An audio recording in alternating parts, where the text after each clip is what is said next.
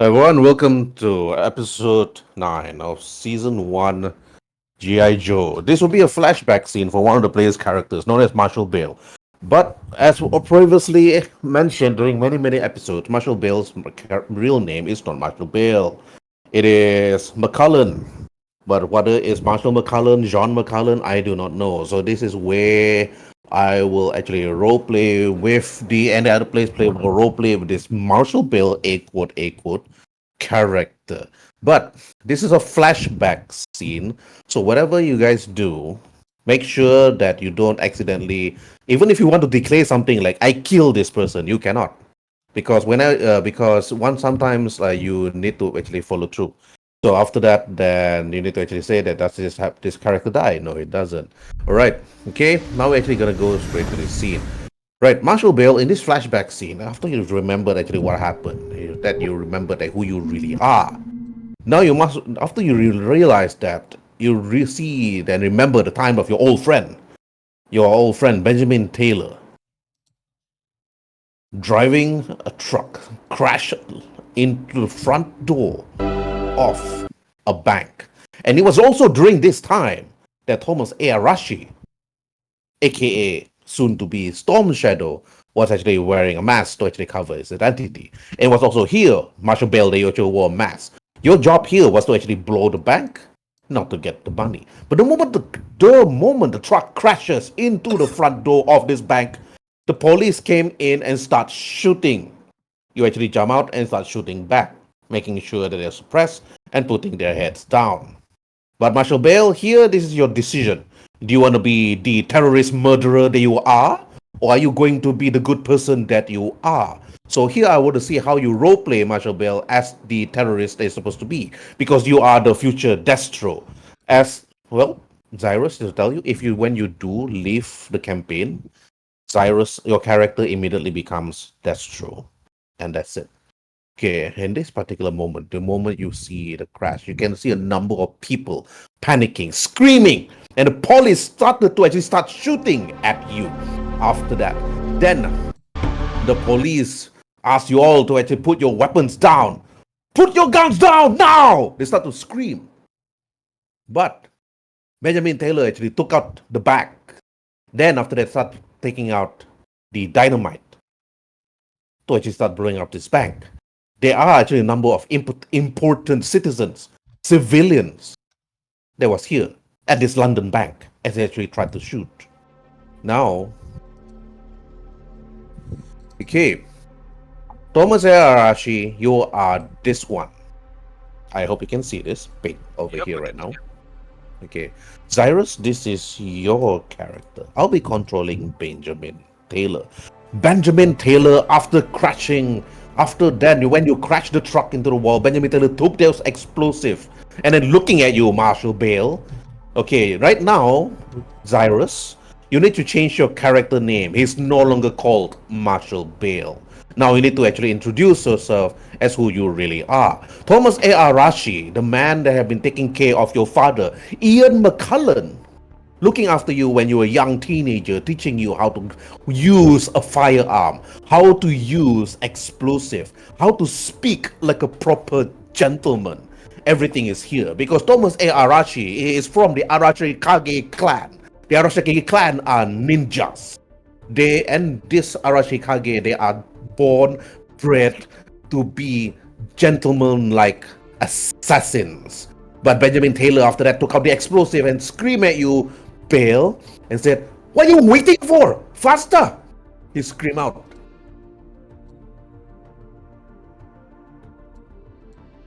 Quarrel Okay, is Marshall not Bale. with the innocent people, Benjamin. Our quarrel is with the authorities. Our quarrel is with those who seek to defile the sovereignty of our country's history. Innocent people, they have nothing to do with it. They just go on with their lives. It's the ones who are in power who are the problem. Let the innocent people go. You can still hold up the police and the authorities, but let the people go. Okay.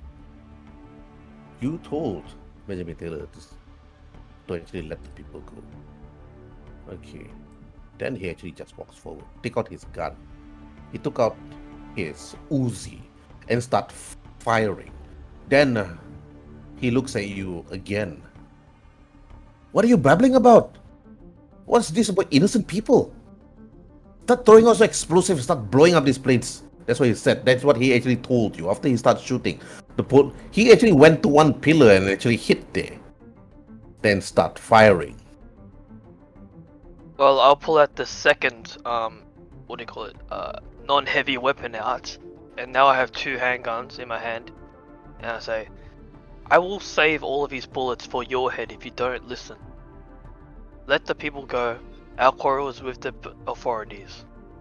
Don't make me do this. He just looks at you. And then after that, he said, he wins. Faster with the explosive? What are you talking about? Huh? We've been growing up as kids. And you telling me you're gonna blow my head off? Well, fuck you too. That's what he said. Then he started shooting at one of the police officer. Well, you cannot kill Benjamin Taylor because this is your flashback scene.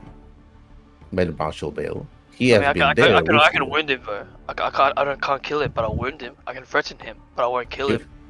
You can't even wound him because that won't happen. So you will do what you have to do. Blow up the bank. That is what you're going to do. Alright, okay. Thomas, you're looking at Marshall Bale. He's wasting his time. Thomas, you have to scream at this Marshall Bale with intimidation.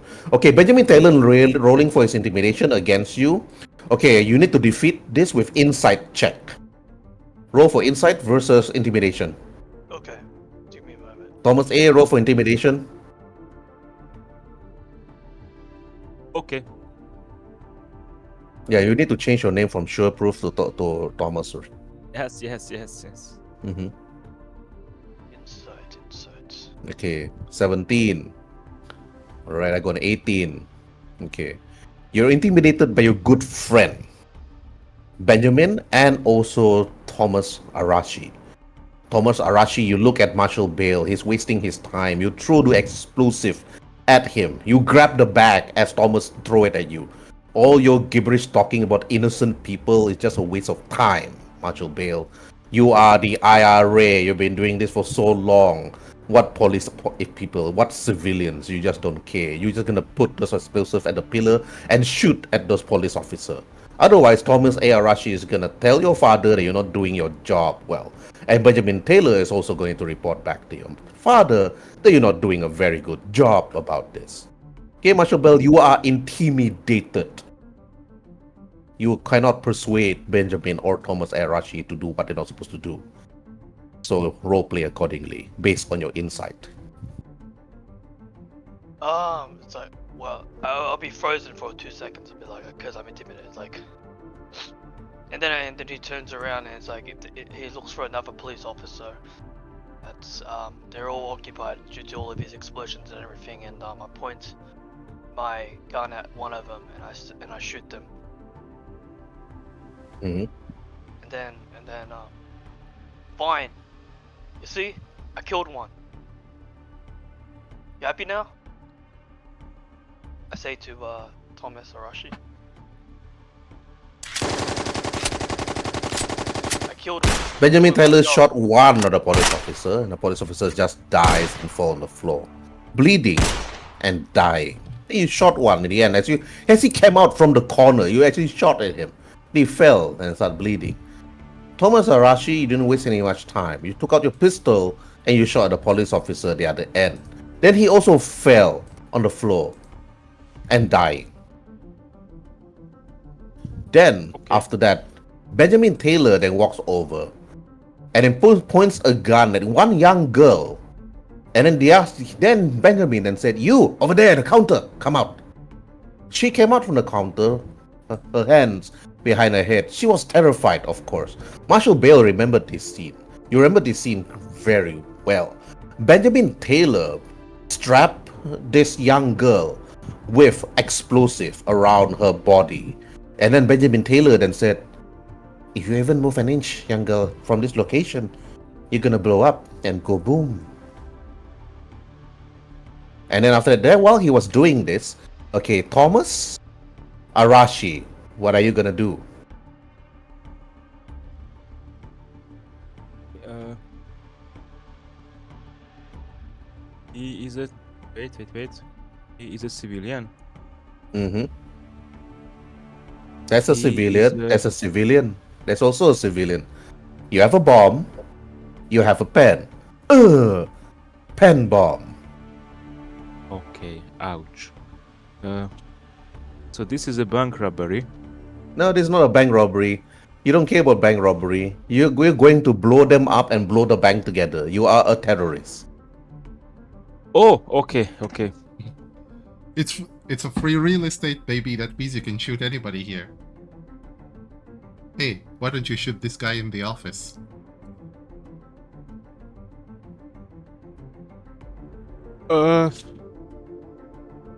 Okay. I don't understand the situation, but I do it. Mhm. Move there and shoot. Okay. You shot at him. You asked him to come over.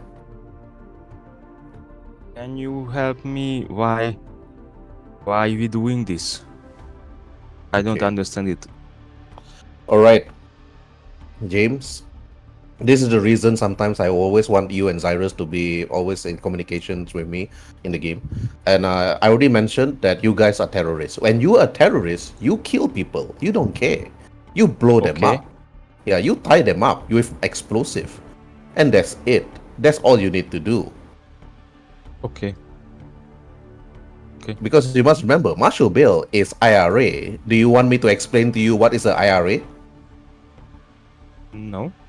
Alright, because I was just about to open up Wikipedia and tell you what IRA is and what their main objective is. It was gonna be a lot of reading there. You just rolled what do you call it? Dexterity saving. Irish Army. Irish Liberation Army, Yes. to be precise. Right. Yes. Okay, Marshall Bill. Benjamin Taylor is here with this young woman, tied her up and put explosive. Thomas is also tying this young man with explosive. You look at this particular bank manager over here, which you do not like, then you have to go over there, intimidate him, and also tie him up with explosive. Because you have no choice. This scene is already played out. It's just going to happen. I can't kill him straight away. I can't save him the suffering. I can't just shoot him in the head. Because I'm more Alright. ruthless. Okay. You shoot him in the head immediately. And then I call out to the rest of the guys, like, far out. We're killing all of these people. I mean, there's nothing wrong with killing everybody here, but do we really need to make them suffer? Benjamin Taylor looks at you, Marshall Bale. The moment after you shoot the bank manager, he said, "What the fuck are you doing? We're supposed to blow them up, not shoot their heads and blow their brains out. That is the main purpose, is to send a message, Marshall Bale. You are not sending the right message. And this is the reason why sometimes I believe that what your father said, that you are not cut out to take over the House McCullen. It feels as if that I followed the wrong man. Maybe I should follow a proper leader in the future, which of course already happened in episode 1. He did follow a proper leader and not follow you, because he sees you during this time as a weak person. You're not strong. There are people who deserve some stuff, but not everybody deserves it. I mean, you gotta do it to the people who deserve it. Like, what are we sending out to the powerful people by hurting innocent people, like making them suffer? If you want people to suffer, do it to the powerful people. He just shoots the manager again many times after he walks over. We're wasting time here, Mr. Bill. Then he throws the explosive on the body, and then after that, then he left. Come, our mission here is done. We have a set timer. Thomas, are you coming? Okay. Okay, Thomas, Arashi, you said, alright, okay. He didn't say much. Then, after driving off from the bank, he drove off for quite a distance. And then, after a while, from the side mirror, Marshall Bale, you can hear the sirens of ambulance fire trucks, more police officers rushing into the bank. The moment the ambulance people came in with their stretchers, the firemen rush in trying to douse the fire, and the police officer trying to actually see the condition. Then after that, you look at the remote on your hand. Benjamin looks at you and said, "What are you waiting for? Push the red button." And I say to him, calm the fuck down, and I just press the button. Jeez. Then in a moment after that, the bank exploded. And then Benjamin, then after that, smiled. Well, at least there's more people dead than what we expected. Then Thomas, you actually remove your mask. Then after a while, you dump the truck near the river. Then all of you went to different cars. Thomas, you drove first. You told them that you're going to meet them at the mansion. And that's it. And then Benjamin then went over to the car, took the keys, and then looked at you, Marshal Bale, and he said, "Come, let's head back, meet your father. Your father must be very excited about this, but I need to tell him what you actually did." Then you drove away from this massacre, Marshal Bale, away from this danger, and aware of what is supposed to happen next. But as you drove the vehicle, you arrive at the doorsteps of your mansion. As the moment the door opens, you can see Benjamin Taylor walks out. And then he walks over towards your father. He kneeled on the steps itself, then bowed. And then after that, then you can see your father, Ian McCullen, looking at Benjamin. "I heard from the news, Benjamin, that chaos have ensued, but it seems that I heard stories from Thomas. Thomas, you stood at the staircase, here, behind Ian McCullen. You did not say a word, of course. And then you did not say a word, but just look at Benjamin Taylor, and said, "Master McCullen, yes, there are things I need to speak to you about. The reports of what happened. Again, it is unwise, sir, if you are to proceed with this procession." But then, Marshal Bale, you got up. You got out from the car. Your dad looks at you. "I've heard stories from Benjamin Taylor and also from Thomas, my son. And yet you have yet to actually prove to me that you are worthy to take over the helm of Destro. Is this the way how you want to do things, my son? Is this the way how you will handle everything?" You see, Father, maybe your generation was all about fire and explosions and massacres and everything. But we're not in the medieval lives anymore. We're civilized. This is the 21st century. Are we in the 21st century? Or is it the 20th century? No, this is 1990. This is the 20th century. 6 years before 6 years before you run away from home, and then after that run away together with Benjamin, and then after that receiving the letter to be on that ship. Okay. This is not World War II. This is not World War One. This is not the Cold Wars. We're in 1996. Why can't we do things a lot more? I know with less blood. Why can't we just get to people in the talk through to them? If they're not, why don't we just send them psychological messages and hurt them mentally? Why don't we just hurt them? Roll for your persuasion versus Ian McCullen's insight. And yes, it's Armand. Ian McCullen and Ian McKellen. Yes, big difference. Wait, persuasion. Yep.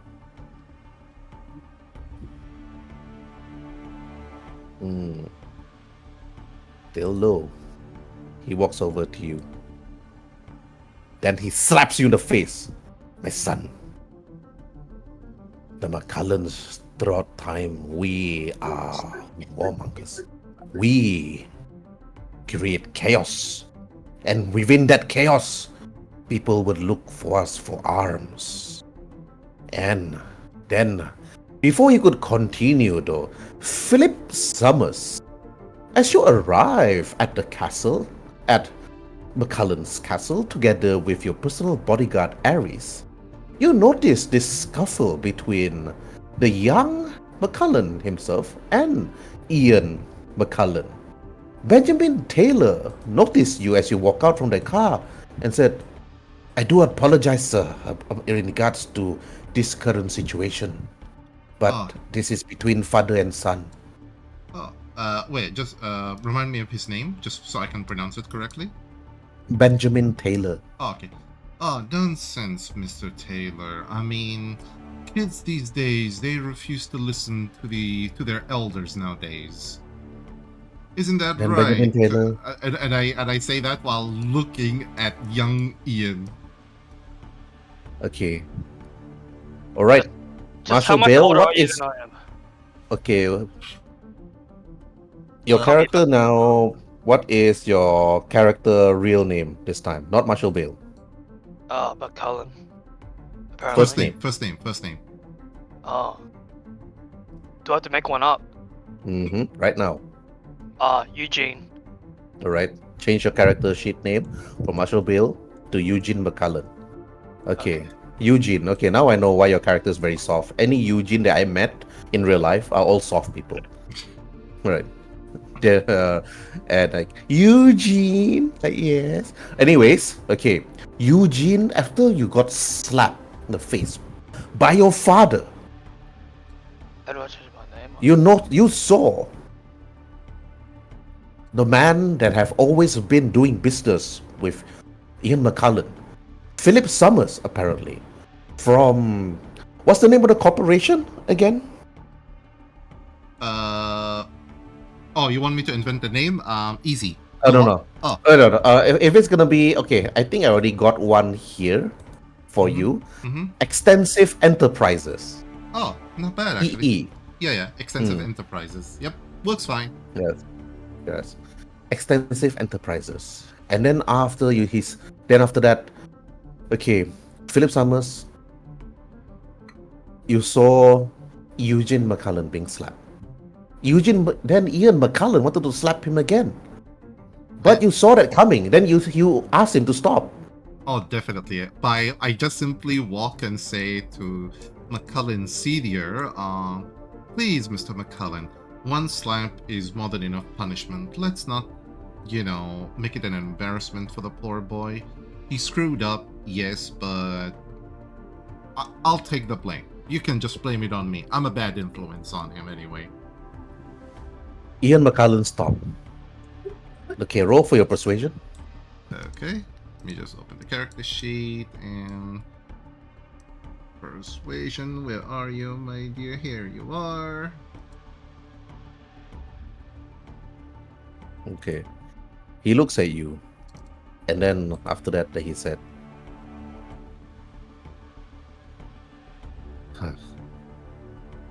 this is not the business of yours, Philip. Besides, what are you doing here? Where is Hibana Suzuki? I thought Hibana Suzuki is supposed to attend the meeting, not you. Oh, you are just Hibana's lapdog, Philip.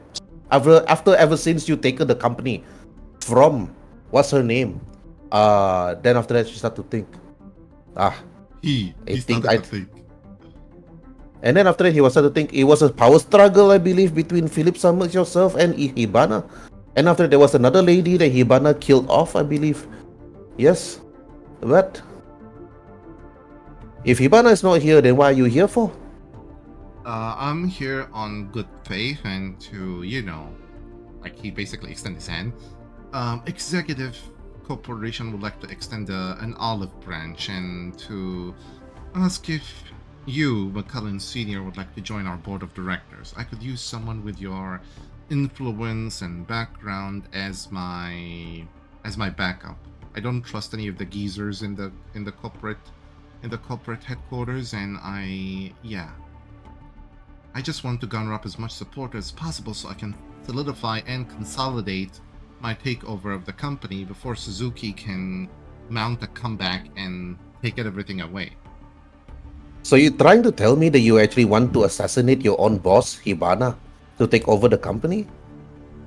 I mean, she used, the whole Hail Mary, poor girl vengeance, and they seem to have bought it, and honestly, that corporation is mine by blood right. The way that I see it, What? Arbom would do her just fine. Huh. If that's the case, then I would really like to see this played out. Maybe after you guys were playing Universal Soldier campaign, maybe I want to see you taking over the company. But come, let's not waste our time. I do not want to see my son at a brave moment. And then after that, then Ian McCullen speaks to you again, Eugene. Then he said, Eugene, go watch up.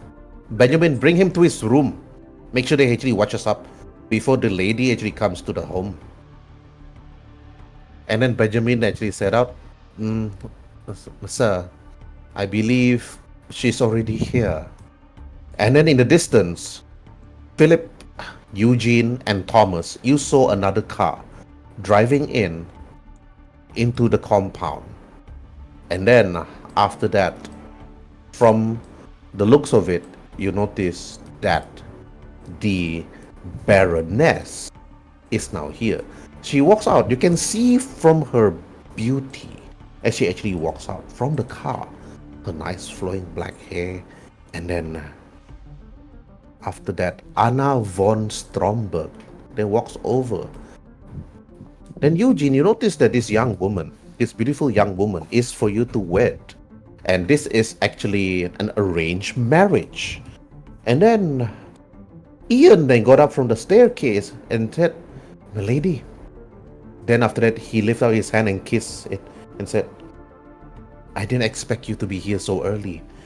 And then she looks at you, Eugene, Anna Von Stromberg, the Baroness, and said, Master McCullen, it seems that I was asked here to be here early as has been addressed by my own family.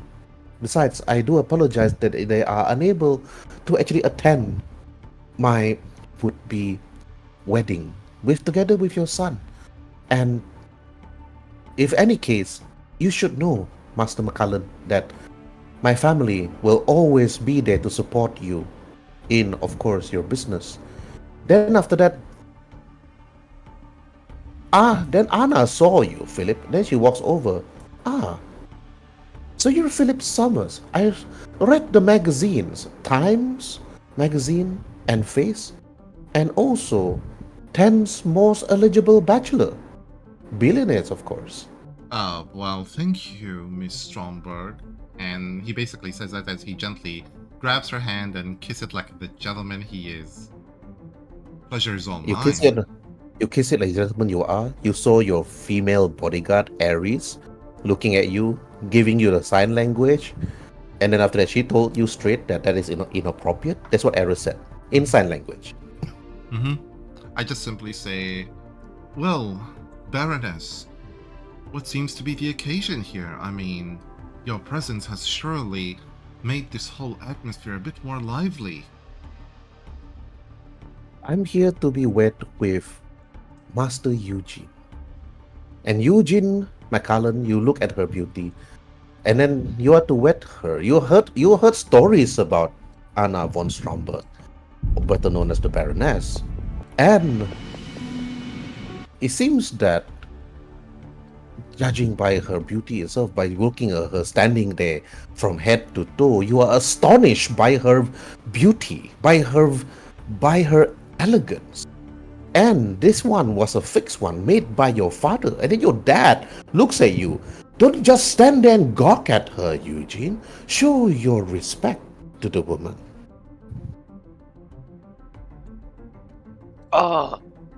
Yes, of course, Father. I reluctantly go on towards like Eugene McCullen at your service. Is Stromberg.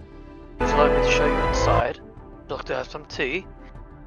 Please, please do. Then Ian McCullen after that said, all right, let's not stay outside, it's cold here.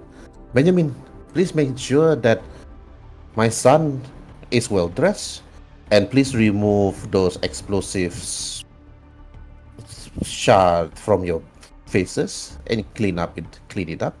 And then after Ian McCullen, he walks over to you, Thomas, and then he said, Thomas, please make sure that Lady Anna Von Stromberg is given the best hospitality that she well deserves.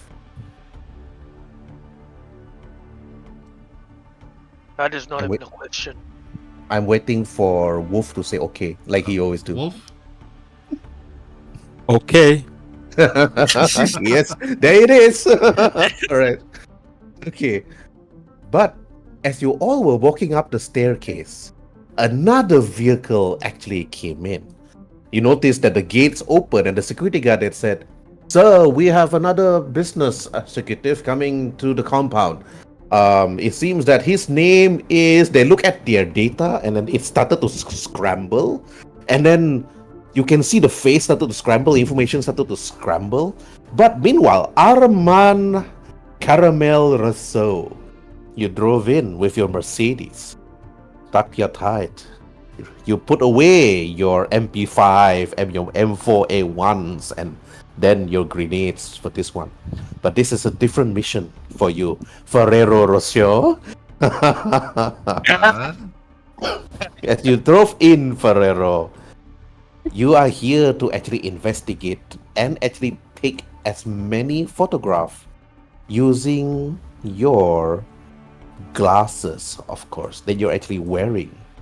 But as you walk out from your vehicle, Yeah, I think my camera is in the the knot of the tire, right?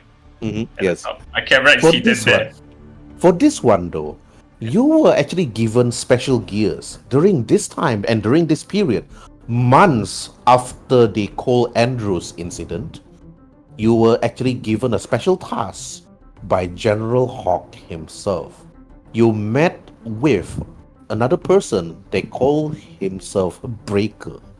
Breaker actually gave you some devices on your suit. They could actually take certain photograph using the glasses they actually wore. When you put it on and you blink, and every time you blink, you take photographs. So that is gonna make people wonder, like, what's wrong with your eyes, Ferraro? Then, as you approach, you walk your way towards the staircase, Armand, to introduce yourself to Ian McCullen. Ian McCullen got up from the stairs and said, I believe I did not send another invitation to anybody else, but you are? He asked. Monsieur McCullen. I'm the chocolatier for the wedding night. Ferrero Rocher. People call me Caramel because I'm so good at making candies and chocolate. Ferrero Rocher. All right, roll for I don't make your chocolate. I make caramel candies. roll for your persuasion. Okay, with advantage. Candy With advantage. He's a candy man. Candy man. That sounds 100. What kind of wrongs? I think 22 is already like very high. Then the 18 also is already quite high. Okay, versus the insights. And then after that, you saw this young woman though. You know her, Armand, as Anna herself. But the family is not here. Anna Von Stromberg seems to be alone. But Madame Stromberg. Bonjour, family Anna Von name. Stromberg. you look at her, then she said, she looks at you from head to toe, and you saw her biting her lips. And then Eugene, you saw that this beautiful woman is like looking at this Frenchman, and then you realize that she's actually like licking her lips. That you don't even need to roll for insight to actually see what she's actually thinking.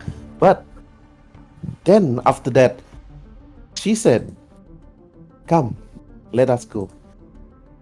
There are more things I want to ask about you.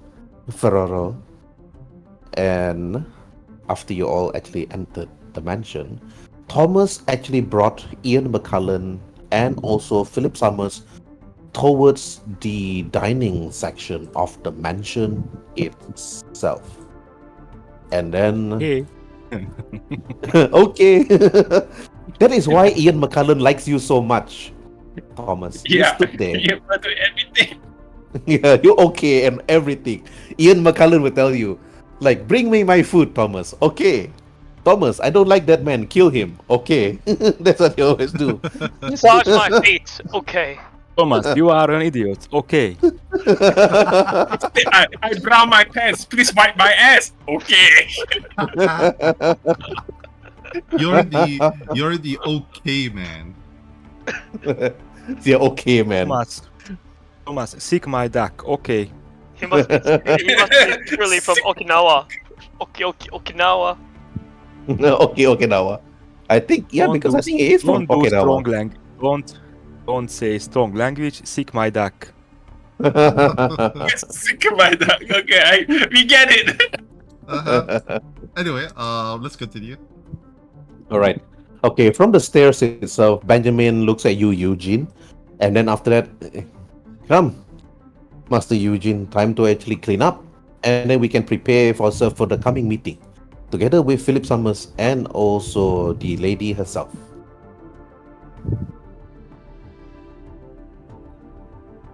Let me see. As you walk towards the halls itself,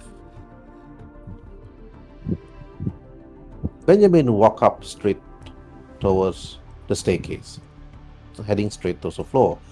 The Baroness actually walks through the halls herself, open up the door, and head towards the chambers of Oh, death door. when Baroness walks into the door, I blink. You blink. You blink. Okay, what you blink. And then after that, you can hear Ian McCullen actually telling you, Ferraro Rocher, come here, sit with us, join us, please. Ferrero Rousseau, not Ferrero Rocher. That person is the imposter. He can't do caramel candies like we do. All right. He's not a Okay. true candy man.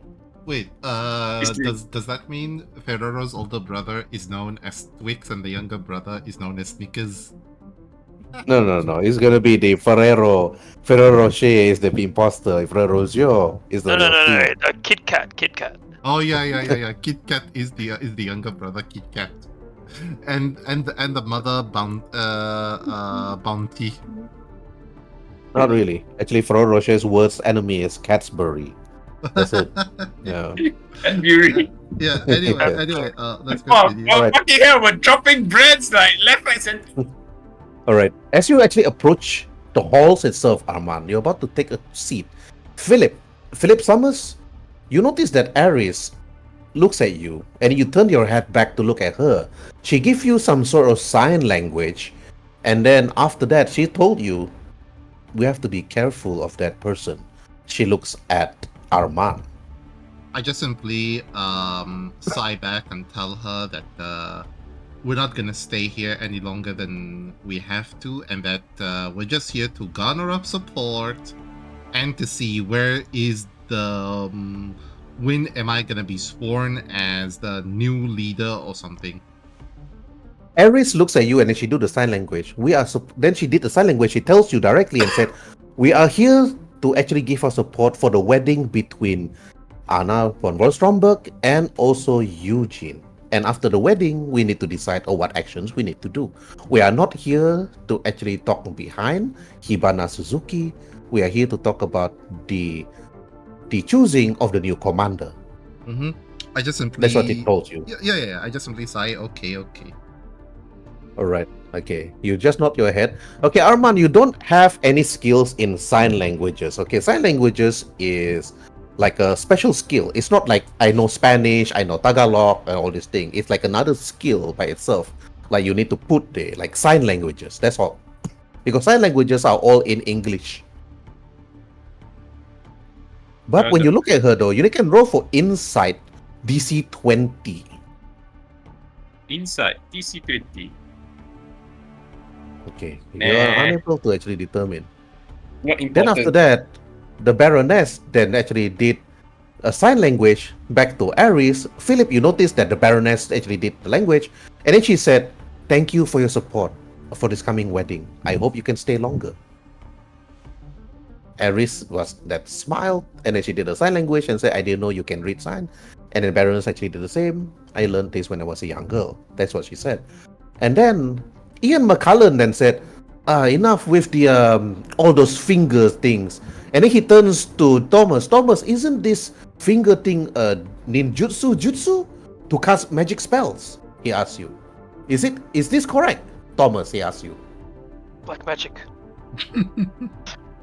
I'm waiting for Wolf to say okay. That's all. All right. All right. All right. Is it Who's okay? changing up a bit? Changing up. Ian McCullen looks at you, Thomas, and said, "Okay, not okay this time, but all right, I'll take it." Then, after that, the Ian McCullen actually then looks at the Baroness. He asks the Baroness one simple question. "So after this wedding, Anna, with your family's help, the McCullen and Mars Industry, together with your corporation, we will actually make this current power that we have to be stronger. But we are also here to talk about the new commander. As you know, the organization that your family has been leading and your previous baroness in 1982, I believe, she was the one that was instrumental in also leading that organization." Then Anna Von Stromberg said, "Please, Master McCullen, don't speak about my mother. I'm still young." Yes, she scratches her neck. And then after that, then she said, "Yes, but we're also here to actually elect a new commander."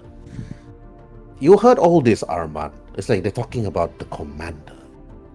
Then after a while, after that conversation, Philip, you actually heard about this new commander. Ian McCullen then looks to you and said, "If Hibana Suzuki was here, Mr. Phillips, I believe that she would also agree in choosing a new commander. But since that you are here in terms of an aid to her, and you are, Phillips, I heard that you are her right hand man.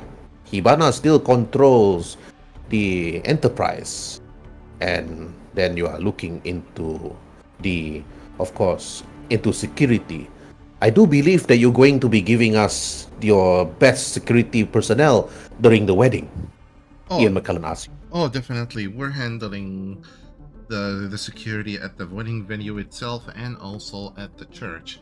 And as Miss Suzuki's proxy, so I get to accept the leadership on her behalf, and I can basically let her know. As of course, I'm here as her proxy substitute. She's held up in the company for the time being. Yes. It is a pity, of course, that you and Hibana had to take over the company from, what's her name? Elliot. Cressidia Lin? Elliot. Oh, sorry. I only knew her as Cressidia. She used to work with me. Elliot, yes. Elliot Bukarati. It is a pity that she was killed, of course, by your own hand. I mean, if you're gonna be this weak into allowing people like me and Hibana to get that close to you, then you're only to blame is yourself. But what of your sister, Diana Fairview? And I heard that she's already married, and with a young man from I forgot his name. How is your sister? Do I actually know anything about my sister, Diana? Of course, you know about Diana Fairview. You played it few months ago. Yeah, I know. I just simply tell him that my sister is doing okay. She's currently, I believe, she's still in her honeymoon, and she is exploring the culture of Western Italy, the countryside mostly. And then after that, Ian McCullen looks at Thomas. Thomas, you give Ian McCullen a file, a classified file, And then Ian McCullen took that classified file and then after that threw it at you directly, Philip. Mm-hmm. I just simply like Do put my you- hand on the file and I open it. When you look at the file, you're surprised to see that Diana Fairview's photos are all there. All surveillance photos of her during the holiday. You saw her walking with a man. The man seems to be a good-looking man, long hair, tight ponytail, together with her. And then Ian McCullen does apparently that Diana Fairview is married to this particular person. But we have sent our people to actually scout on him. It seems to be that he is supposed to join another secret US military organization that calls themselves GIJOE, and is under consideration, of course. What do you think of this, Philip? Do you think that we should actually dispose of him, or we dispose of the GIJOE team that's supposed to actually recruit him? I mean, military organizations usually have a lifespan of like what, a year, two, maybe 3. If that's the best record that they can last for. After that, diminish in return. They start to lose value the more they're basically still around. And what are they gonna do? Stop a couple of some weapon smuggling, people, drugs, and maybe a presidential assassination or two before they disappear into the footnotes of history. Yeah. And then after that, then the Baroness then look at you, Philip, and said, "Can I look at those files, please?" I slide the file to her. We You slide the file to her. She looks at it and she said, "Interesting. The man is." Then she readjusted her glasses. Very handsome. Are all GI Joe teams supposed to be this good looking? If that were the case, I would join GI Joe. Then she start laughing. Then she passes the file to you, Armand. Then you look at it. What do you think of this? It's like Ferrero. She asks you. Military men has no sense of taste in choosing their meals. and also it's an American military. They're likely, you know, all looks and no brain. The only thing they say is freedom to all, but in the end they are still shackled by their own capitalist ways. Exactly. So, since No, everybody and then I pretend that my eyes a bit itchy while I flip every page, and then I blink on every page. The Baroness. Okay, I'm rolling. Okay, roll for your performance, Armand. Performance. Yes, versus everybody's insight. Okay. Oh, we can beat Okay. that. Okay, I'm rolling for Baroness. Where's my Okay, insight? Thomas, roll for insight, Thomas. Oh, Alright. I wanted a nat 20. Someone get a nat No. 20 and spot him. Baroness Yes! failed. Thomas Okay. Arachi succeeded on All right, insight. Thomas, only you are. Thomas, you realize that Armand's eyes is itchy, and he seems to be rubbing his eyes and blinking and blinking and blinking. Though you notice this, so maybe you need to give him some IMO or something. So or maybe some medicine for his eyes, Thomas. Okay, you can roleplay this, Thomas, with Armand. Okay, Thomas, to you. Give me Ferrero now. Oh yeah, Ferrero.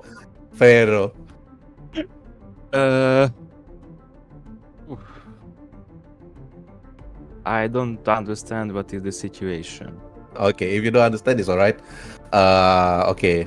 If Thomas is like, you look, okay, you notice this, you told Ian McCullen about, because you based on your insight. Ian McCullen looks to you, Ferrero, and said, "Ferrero, is there something wrong with your eyes? Do you need some medicine? We don't have any flies here, of course. But Don't worry, Monsieur McCullen. Cooking caramel always irritates the eyes. It gets dry very fast. we do, of course, need your expertise after the wedding.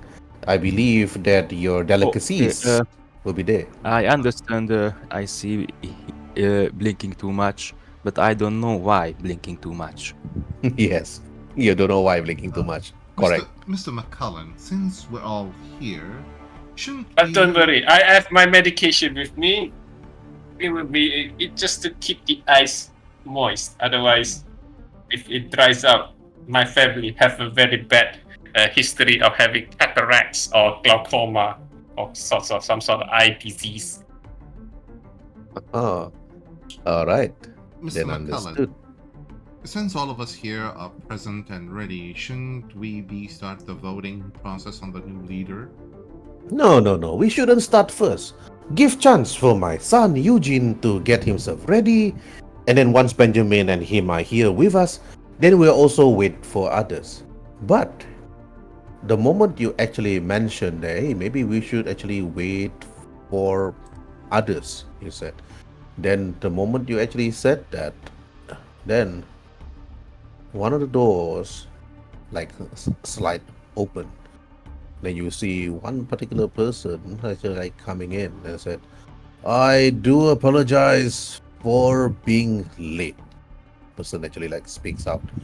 And then after that, when you turn your head to actually see who it was, to your surprise, Armand, not Philip Summers, you see a bald-headed man actually appear on the door. And then he speaks out. Then Ian speaks out. Dr. Mindbender. It is good to see you actually here. And I heard stories of what happened to you at Niger. Apparently that was actually... Then after that he walks. You notice that he's limping. But his legs is covered by a huge sort of cloak. Like think. You notice that his right arm is metallic. This is the first time that you see like a metallic arm. And then he walks ka-tink, ka-tank, ka-tank, ka-tank. Then after that he walks over towards Ian McCullen. I do apologize, Master Ian, but it seems that there was some mishap at the factory, and I am unable to provide you with the bats. Then the Baroness continued. It is a pity that the bats was not actually completed due to the intervention of some GIJOEs, I believe. The Joes are not of our concern now, Baroness. Mindbender speaks out. It seems that during the bombing of my location, we have one G.I. Joe that is actually willing to join us and work with us. And I believe that he has good potential, Master Ian. And Master Ian actually put his hand on his chin. Interesting. And do you know this particular person? He mentioned himself to be sure-proof, but I'm sure-proof that he is the right one to lead. Then Ian McCullen said, are you sure that this young man... Then Dr. Miner stops him and said, this person refused to actually remove his or her helmet. This person speaks with a sort of device that are unable to determine whether this person is a male or female. And even after I slept, only then that she ate. Or he, I'm not too sure. But I believe that I have actually invited Sureproof here to this particular meeting. Armand, roll for your wisdom saving throw. Wisdom saving throw.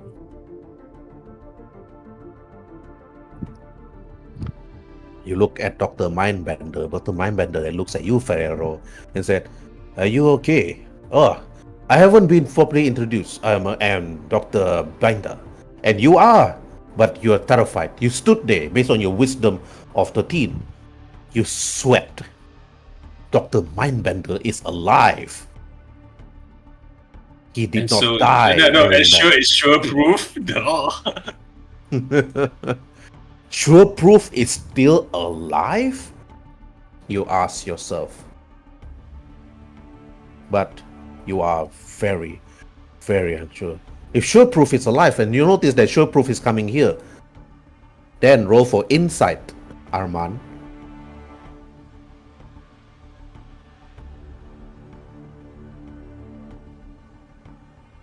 Then Sureproof knows how the others look like, but you realize that Sureproof don't know how you look like because you were also wearing a mask during the time. So you think to yourself, Sureproof is coming. You're most likely going to actually try to persuade Sureproof to ensure that Sureproof actually maybe join your side, but it's already too late. It's been months already. Your unit gave the proper burial to Sureproof. Gun salute, everything, flags, medals, to a family that you do not know existed. But Sureproof never had families, never had children even. Sureproof was an unknown. He's coming here. Philip, roll for insight on Armand.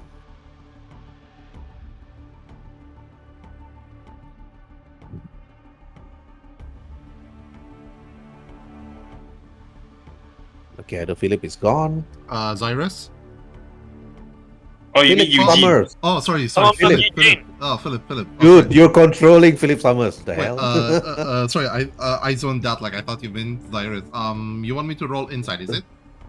Yes. Okay. Philip, you're controlling Philip. Okay. Yeah. And I got 17. Right. Okay, you look at Ferrero. Ferrero speak quiet the moment Dr. Mindbinder arrive. But you're not too sure if he's actually wondering who Dr. Mindbender is, or is he actually terrified of Dr. Mindbender. But you do see the sweat though coming from his forehead. I just simply. It is a At cold least- country, of course. At least I'm not freaking out. Yeah. Yeah, at least you're not picking up. I just simply tell him that don't worry. First time is always the hardest, seeing somebody like as famous as Dr. Mindbender in person. Well, other than the meaty parts, I am more scared of his metal parts. Oh, he's very friendly in person. Okay, before anything. Meanwhile, on the first floor of the house, Eugene, as you walk up together with your friend, Benjamin Taylor, he went to his room while you went to your room. And then your room is here. It's been a while since you're back. You actually wash up at the bathroom. You took a shower. Then you clean up the stain, the gunpowder stain, the explosive stain from your hands and your face. You think to yourself, Eugene, this is something that your father have been doing to you ever since you were young. Killing your first animal that you actually kept as a pet. Putting a gun to your dog and your pet cat when you were young. Killing them to make sure that you could kill. And then many more. But you dress yourself inside the dressing room as you head out. You look at your bed. You look at yourself through the mirror. Benjamin have not arrived, of course, but your maid knocks on your door. Mr. Eugene, sir? Your Filipino maid is here. Ever since you grow up, Eugene, she have been teaching you how to speak in Filipino language known as Tagalog. So you caught up with how to speak in Tagalog, how to actually treat women with respect, and how to actually talk to men, and many more. And then after that, how to actually eat in the wilderness if anything happened, and how to survive in the wilderness when things happen. So she's your survivalist. And then Ian McCullen actually hired her to actually teach you. But in the background, Eugene, she is a trained assassin. She kills people for a living, and when Ian McCullen wants somebody dead, other than Thomas doing the job, it is her that is being sent to assassinate people. She is a trained Arashi Kage ninja. Ian McCullen really loves Arashi Kage ninjas, but you are not trained in the art of ninjutsu. But as she knocks on the door, then she asks you, Master Eugene, are you ready? She speaks out. Yes, Arashi, I am ready. Miss Natalie. Then said, her name is Natalie. Okay, not Natalie, but Natalie. With H and an E at the back. Natalie. Miss Natalie and looks at her and said, okay, sir. Once you are ready, your father will be waiting for you at the halls, and the others are already waiting. Alright, thank you for Okay. letting me know. And I'll walk out. Okay, as you walk out, As you walk out towards the stairs to lead down, Benjamin then joined you and said, "All right, Master Eugene, it's time for us to actually join the meeting. I hope you're ready for this. This will actually be a very big thing between our family. Sorry, Master, your family and the family of Stromberg. And also, this will actually strengthen our military armament together with the enterprise of Hibana Suzuki." I'm like, yeah. Gotcha. Alright, let's go. I'm not You really head on. but let's just go anyways. He walked down the staircase, and then after that sat next to Philip Summers. Philip, you notice that Benjamin Taylor, one of Ian McCullen's high executive, looking into ledgers, also looking into information in regards to people around the world. And Benjamin Taylor is a known intelligence officer. He seeks out trained personnel to be hired to do jobs. But he actually approached Hibana Suzuki first in talk to terms of business. And then Benjamin Taylor then looks at you, Philip, and then he said, "It would be nice to actually work with you, Philip Summers. I hope that your understanding of the situation we have now is greater than Hibana. The last time Hibana was here for the meeting, she refused to actually acknowledge many things. And of course, I heard that you want to actually stage a takeover of the company. If you were to do so, I have a few people that actually I believe that you could actually ask, of course, for a fee," he said. Money is of no issue to me, and that'll be great. I mean, once we finalize who's going to be the leader of the organization and whatnot, I can then start preparing, for the other matter, that is. I heard that you are a former military soldier, Philip Summers, but it seems that Hibana Suzuki is a billionaire and she's a smart hero. So are you going to play this out in Universal Soldier campaign together with the rest of the people that's sitting here on this table, of course? Oh, God. Broke the fourth wall again. Yep. Okay, Ferroro, you heard what Benjamin Taylor said. What? Playing Universal Soldiers with a group of people here? What, are we gonna play D&D right now on this long table? Much prefer that over whatever we were really going to do. Right. Yeah, anyway, continue. Ian McCullen actually heard what Benjamin said.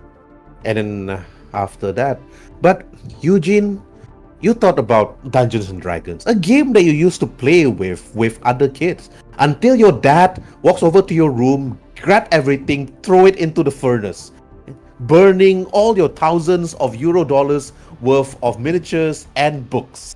You stood That there time I don't crying. think so. There's euro. You stood there crying. He burned your Warhammer miniatures. He burned your Dungeons and Dragons. Young boys shouldn't be playing with imagining stuff. We should be here taking over the world. And none of this nonsense. Mm-hmm. That's what he said to you. Exactly. Then, after that, Mindbender turns to you, Eugene, and said, "Master Eugene, it's been a long time. I hope you still remember me." But Eugene, you turn to see Mindbender. The last time you saw him, he was still a bit fleshy. He had his arms, he had his legs, but when you look at him, he's a bit cybered up. You heard about cybernetics, but in this time era, it's unheard of. But it's not like a first phase, or it's more like a first stage of cybernetics. The ones he's actually using. You're surprised to see that he lost his right arm and both his legs. So do I actually remember him, or do I need to roll for insight? No, you don't have to roll. You remember Dr. Mindbender. Okay. Yes, Dr. Mindbender. He's your science teacher. Yeah, science teacher. He teaches you science. Oh, I forgot. Professor Mindbender. I say sarcastically. Yes. Yes, I remember you. Funny seeing you here. Yes. We are here to actually talk and elect on a new commander. A commander that sees our vision. A commander that can actually lead our organization And I say under to... my breath, definitely not me. I am not interested in this. I've been forced into this like a lackey. Anyone but me. Benjamin whispered to you, you are a lackey, sir. You just don't know it. And then I say under my breath, it's like, I'll show you who's a real lackey. The There Baroness, I will. Anna, then looks at you, Eugene, and then she said, so are you ready for our wedding so we can strengthen our family bond? She looks at you. And I look at her, it's like, yeah, I mean, I can already tell that like she's not in it for love or anything. She just wants the power and the money. I'm like, it's like, and then I say with her, you know, with the two fingers when you set the quotation point, it's like, yes, the family bond and the family, whatever. Yes, all about that. Yes, I know. I can see right through her, right? Or do I have to roll inside for that? You have to roll insight on that. Okay. I'm rolling low rolls. Let's see if I can get some high rolls.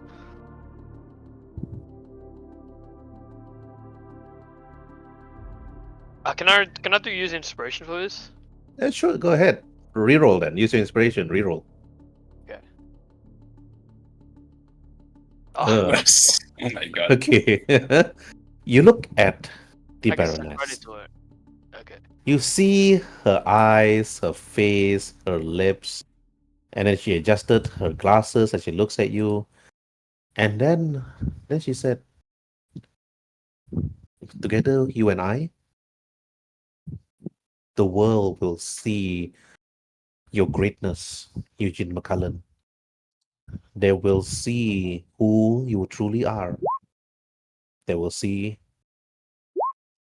the person that they'll remember by your true name. Then, after that, okay, I was just about to go to Thomas. Okay. +8 on the inside and still get 10. Alright, okay.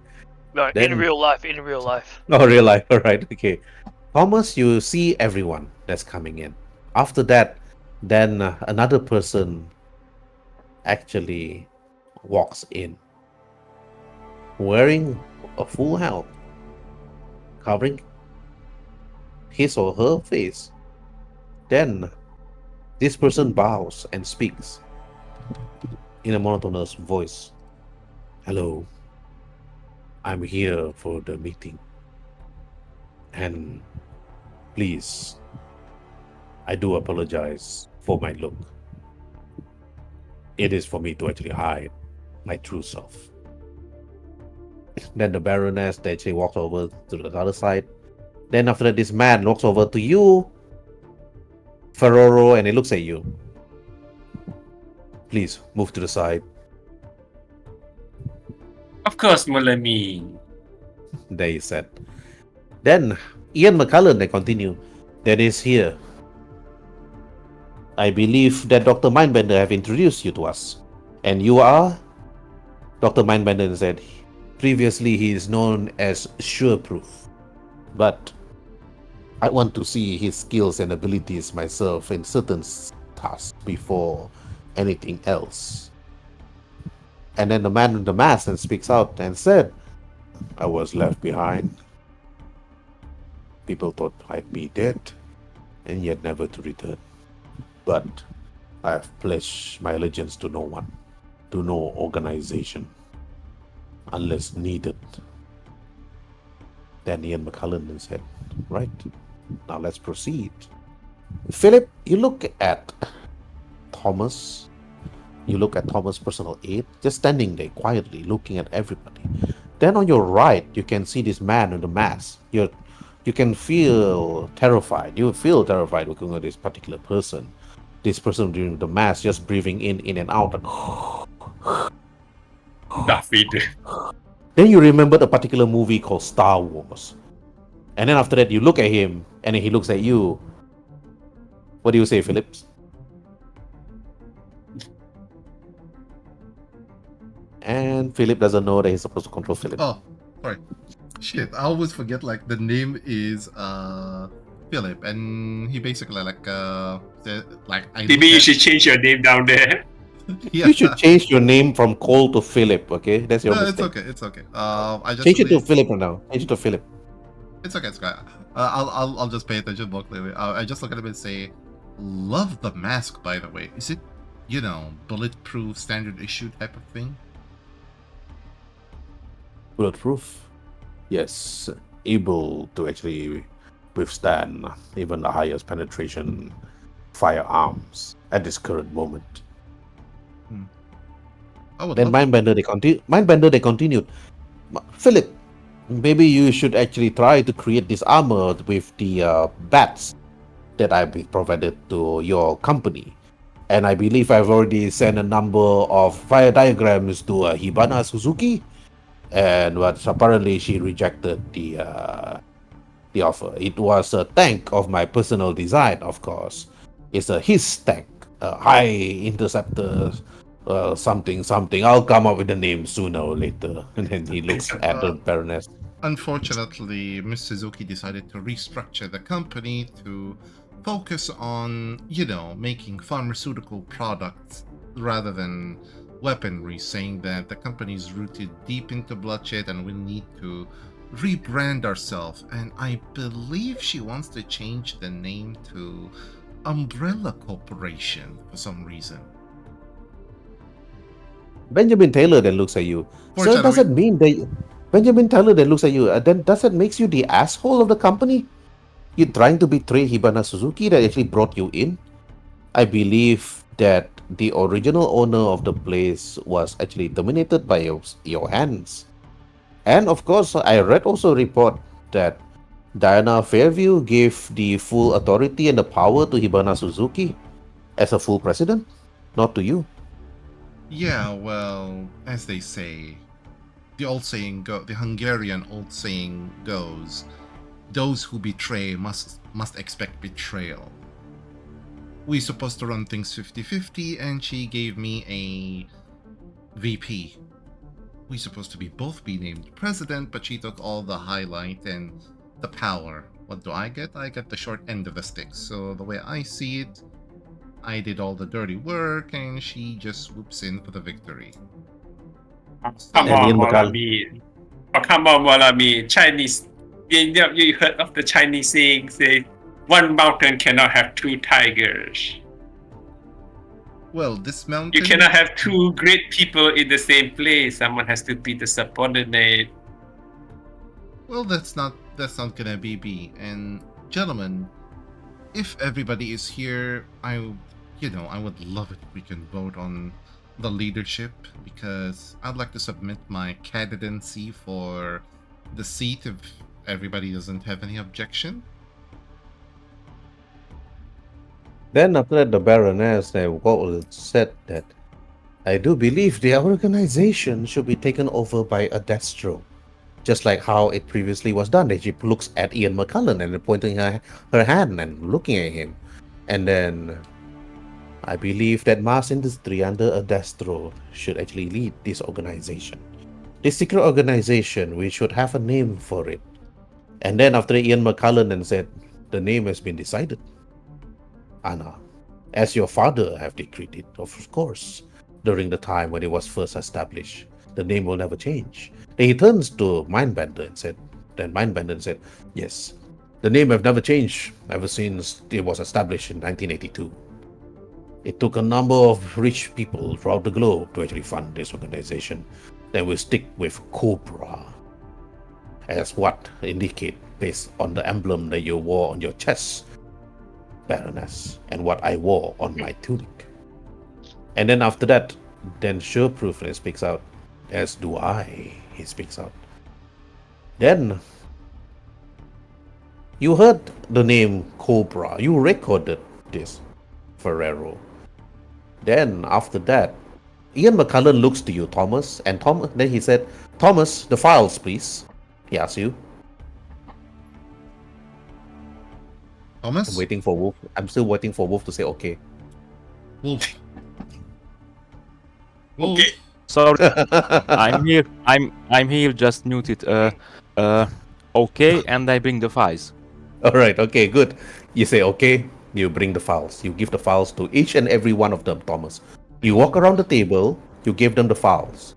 Are you And the okay? files actually listed each and every personnel listed that can be the candidate for Cobra.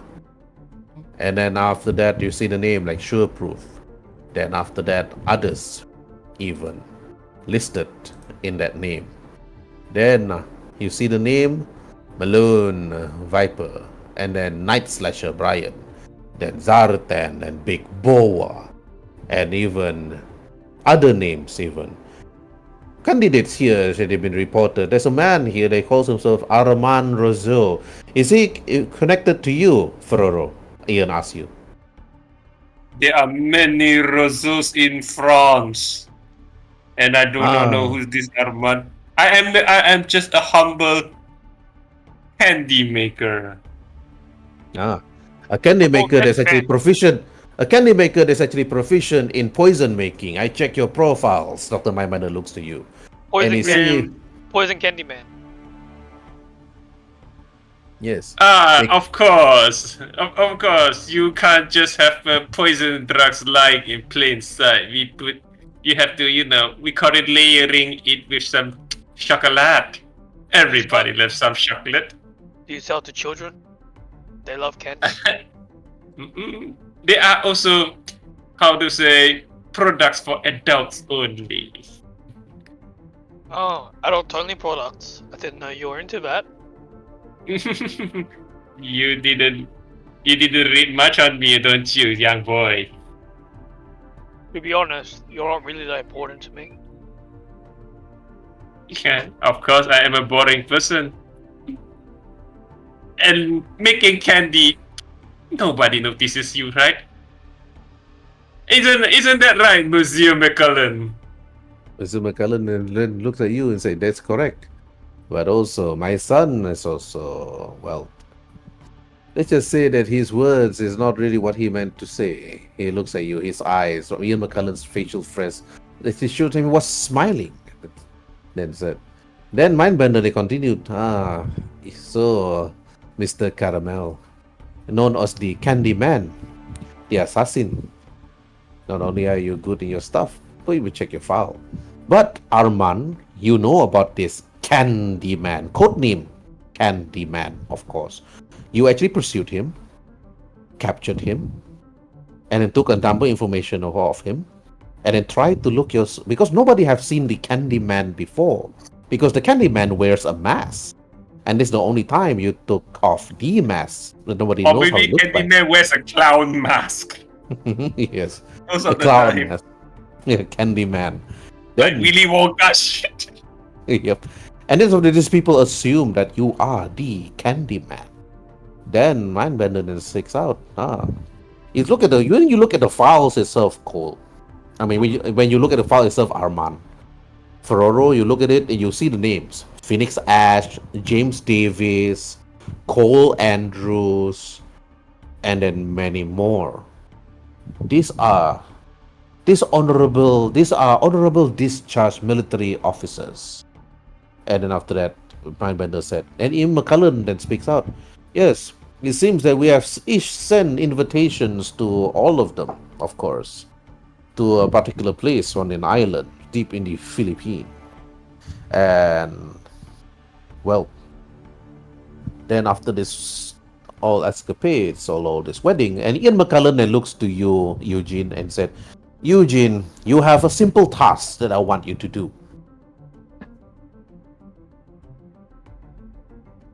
And Eugene stayed quiet, looking at the father. There's the suspense, Father. What is it? Then he said, this is the invitation letter to a particular ship, of course. You are to board the ship together with Benjamin Taylor. You are to be friends with these people. You look at the classified files. You are to actually get close to them. And you are to recruit them to Cobra. Do you think, my son, he looks to you, you can take this task? If you think that you could not, then maybe the Candyman should do the job. I mean, come on. My name is Eugene McCullen. I wear a proud McCullen name.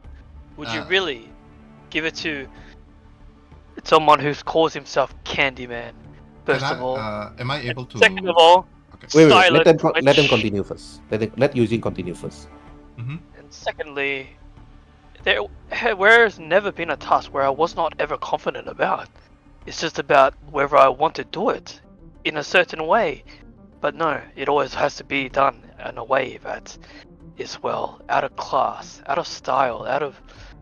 it's just all blood and explosions, and there's no style, there's no art, there's no beauty.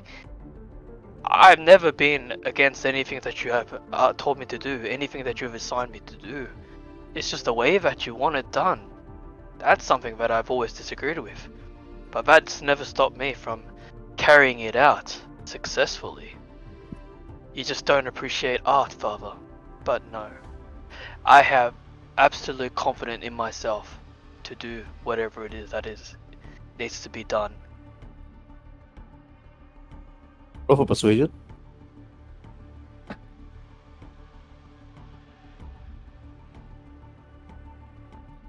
Why do I keep getting low rolls today, man? 8 plus 5. Yeah, your rolls are below 10. Every time you roll, you're below 10. Okay, right. While you were talking, though, this is when Armand secretly took some photos by blinking, okay, looking, and then after that, one of them, sure proof, looks at you, Armand, and said, "Do you need any medicine for your eyes? Do you need a mask?" Some other time. Medicine I have.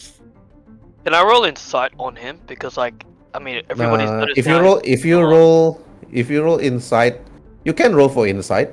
Like, why is he blinking so much? Yeah, versus his performance with advantage. Okay, Armand, roll for performance with advantage. Ian,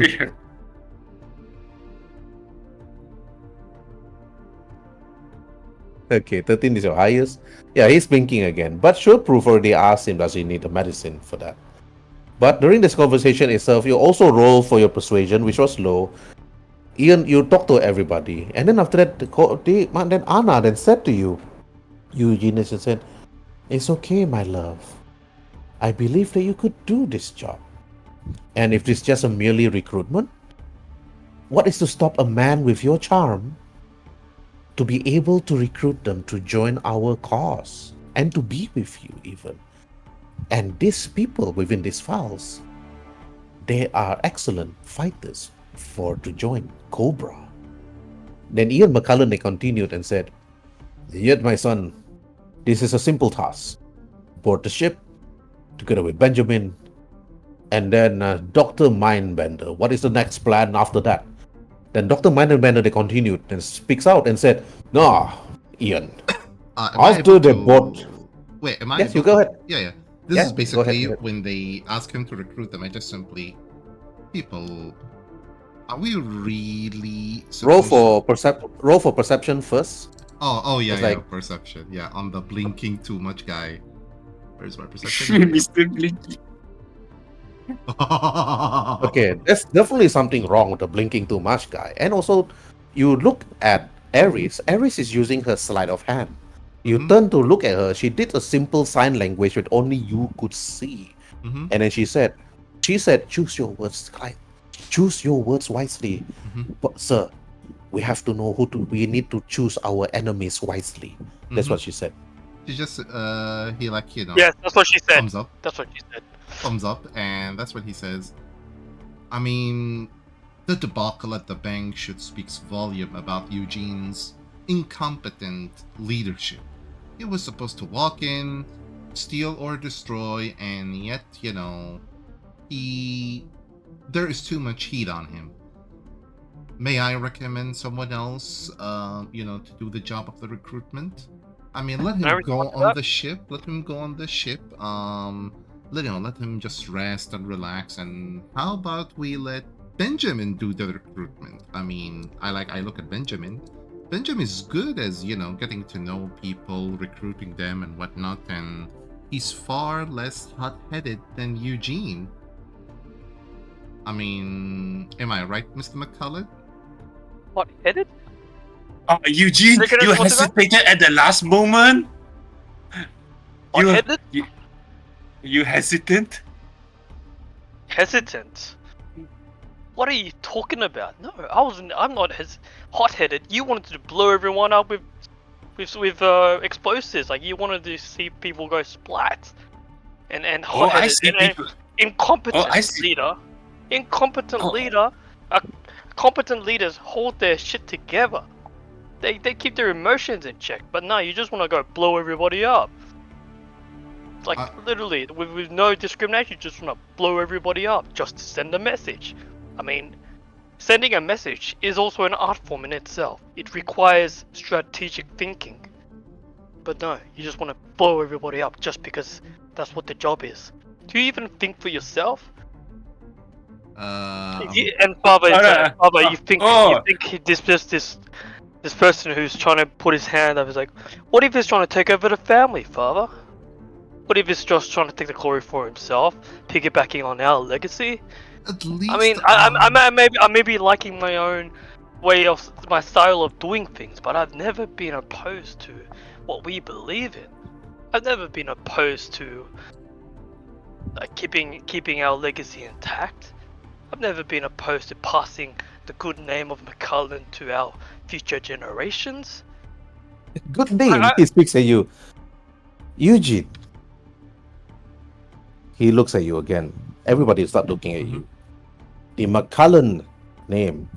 The McCullen. Have you forgot the legacies of the McCullens, Eugene? Up until your grandfather, from your great-grandfather, up until mine, and I passed to you. And I'm hearing this right, Eugene. You trying to make things good and right to the world? Mindbender laugh. Benjamin laugh. I mean, Thomas just smiled. yeah, I just Candyman chuckle. I just simply like saying to McCullen Senior, saying, Mr. McCullen, this is why I nominated myself to lead our glorious organization. I know what we need to do, and I simply, don't care if the person standing in front of me is a civilian or military. They stand in between me and our goal, I'll just dispatch away with them. Regardless. McCullen, look at you, Philip. You are a businessman. Okay, go ahead. Go ahead. Can I do something? Can I do something to tell something to the Baroness? Oh, my lady. No, whisper to the Baron. Oh, my lady, how are you being matched with a weakling like this? Okay. First things first. Roll for persuasion, Armand, on Baroness. I'm rolling for insight. Persuasion. Okay, that's high. Yeah. She sighs and looks at you, Ferrero, and she said, "It is, of course, my family's bidding to be with a McCullen to strengthen our bond. Even if this new McCullen is weak and unable to lead, then I would listen to what Philip Summers would have to say." I mean, Mr. McCullen, this is why I submitted my candidacy to lead our organization. I'm not just more qualified, I'm a businessman, and I'll simply make the organization much more powerful, just like a corporation. I don't need morals, I don't need to hear, oh, we gotta do things good by the world. We're trying to control the world, not trying to save it. Alright, roll for persuasion on Ian McCullen. Yep. Versus his insight. Yep. I'll use my inspiration. I'll use my inspiration for. I don't even need to roll for Ian McCullen's.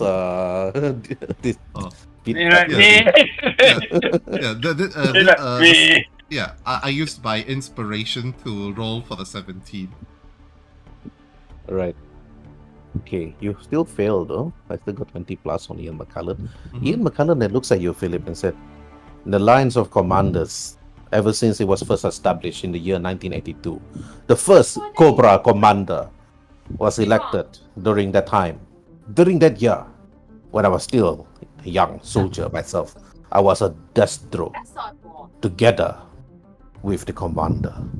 And now, with every commander that fell in battle, for every commander that was captured, and people like the GIJOE thinking and believing that they have defeated every commander throughout their time, have always seen the mistake that was being done unto them.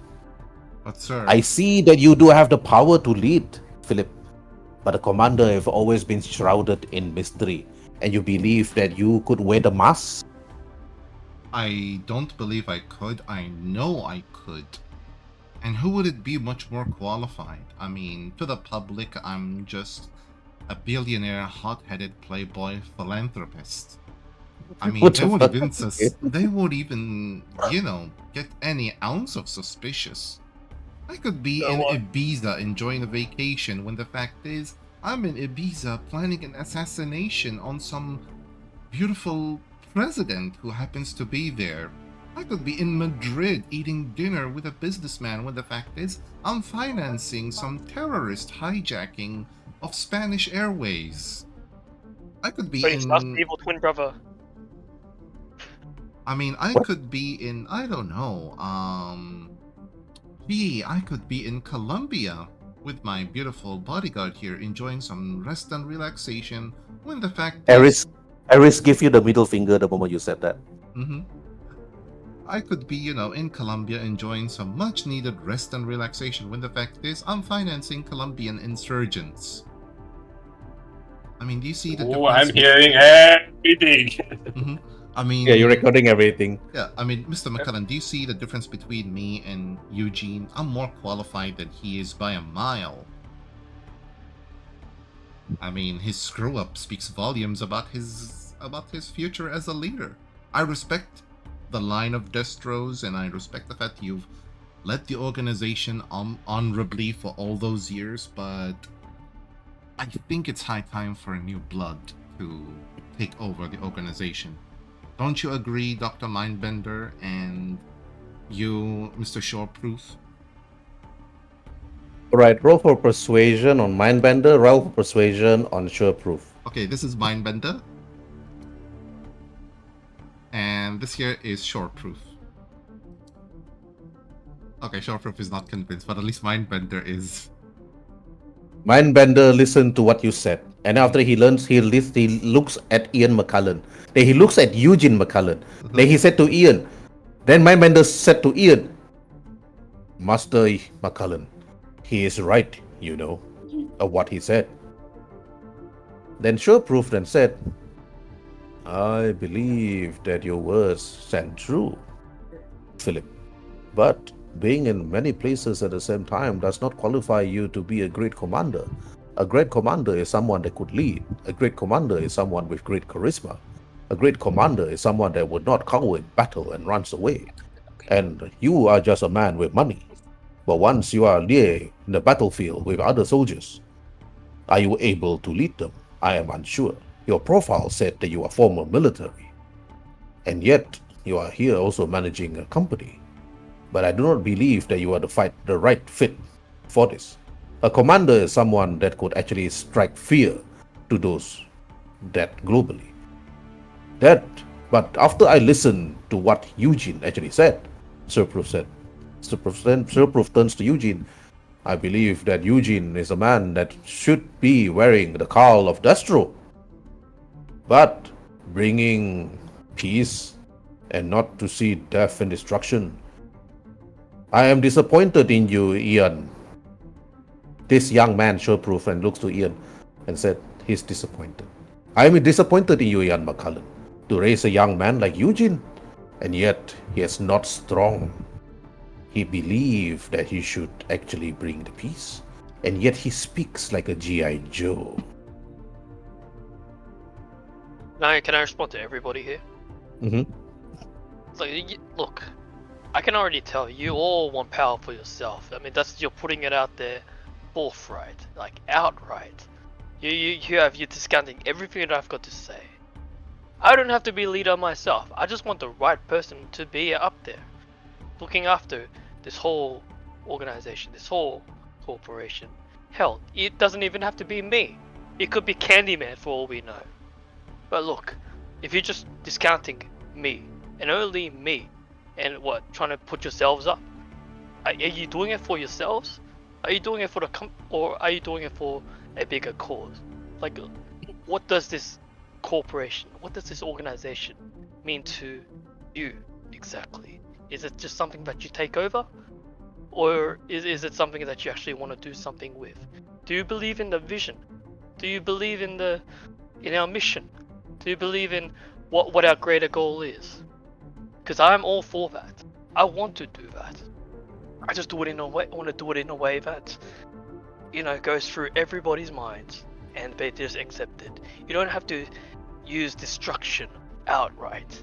You can use destruction in the right ways, in the right proportions. I'm not against destruction. I'm not against bloodshed. I'm not against explosions. I just want it done right. I just don't want it done with beauty. I want it done with finesse, in a way that achieves maximum results. I want to win the hearts of the people, even if it means through deception. But my words sound nice and sweet and something that they can swallow. But no, you all want to do it the most obvious way. It is. I mean, if you can't even convince me of your true intentions, of just wanting power for yourselves, how do you think you're gonna take over this legendary legacy of ours? Father, I just wanted to be the right person who want to continue the legacy of our name. It doesn't even have to be good. And only make good because what we do it right and we succeed. It doesn't have to be good in terms of helping and being good people. I'm saying good in terms of we get the job done. We send the message in the way that's the message is most easily accepted. Finesse and beauty and art. But I'm not opposed to destruction. I'm not opposed to doing things the hard way. And if we have to kill a few people along the way, I'm not opposed to doing that either. If there's suffering needs to be done, then yes, it should be done. But you shouldn't just do it by the whims. It should be done properly. Right. This is a persuasion check on you. Okay, versus everybody here. So you got 1, 2, 3, 4, 5, 6, 7, and 8. Even Thomas even. Okay, roll first clockwise, starting with Mindbender, Ian, then Anna, then Ferrero.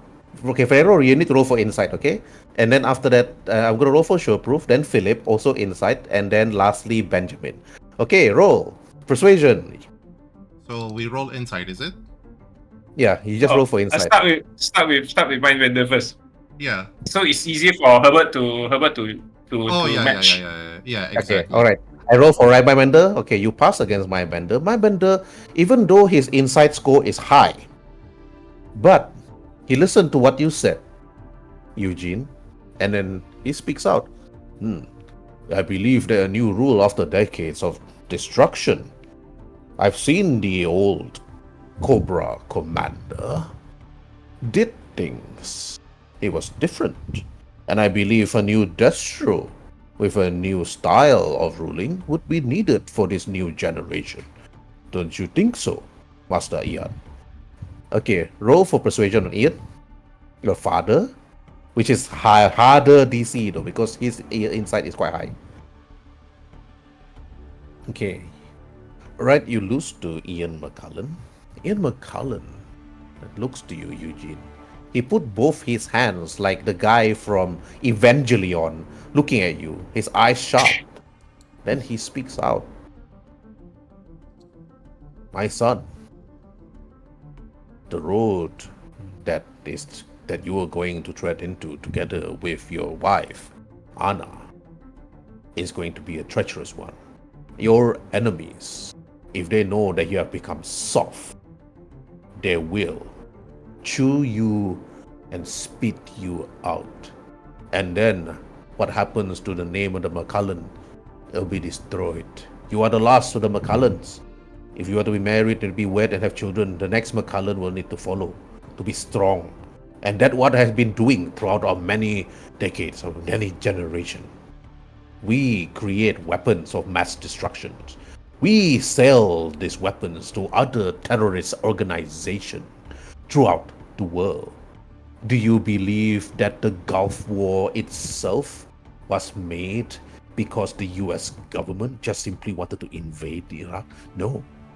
We funded our military arms to both parties, the Iraqi government and also the US government, so they could kill each other. The Scud missiles? It's my son, the Scuds. Do you think that the US government was the one that actually got the idea to create this magnificent weapon and then giving it to Saddam Hussein? No, it was me. And that is the truth and the road that we need to actually go to. Selling arms to people that need them so that they could protect themselves against the tyranny of the US government or any government within their nation. Okay, Eugene, you heard what your father said. Then others actually listen. Okay, now the DCF increase, starting with the Baroness. Okay, now you need to roll for persuasion on the Baroness.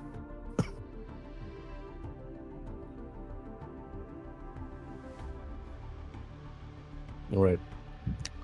The Baroness listened to what you said, and then she then extended her hand to touch yours, and then she speaks out. My love, you should follow in the footsteps of your father. Sell arms to those that need it so that they can protect themselves and be rebellious to those that need to be destroyed. That is the way of the Destro. You have your own ideals, sure. But as long as I'm there with you, my love, your path to be the coming Destro will be there, of course. You will lead these people. You will create more arms so that you can sell them. You failed against Baroness, and now you need to roll against Ferrero. The Candyman! Or the fake Candyman! The fake Candyman. Whoa, 7? Really? I mean, Okay, Candyman, roll. oh, Holy crap. Okay, alright, Armand, your turn to role play. I can't believe I lost to Candyman. Monsieur McCullen, looks like your son. No, because I mean, I'm because the Candyman does not. So I'm creating his persona now. So being very gregarious, sarcastic.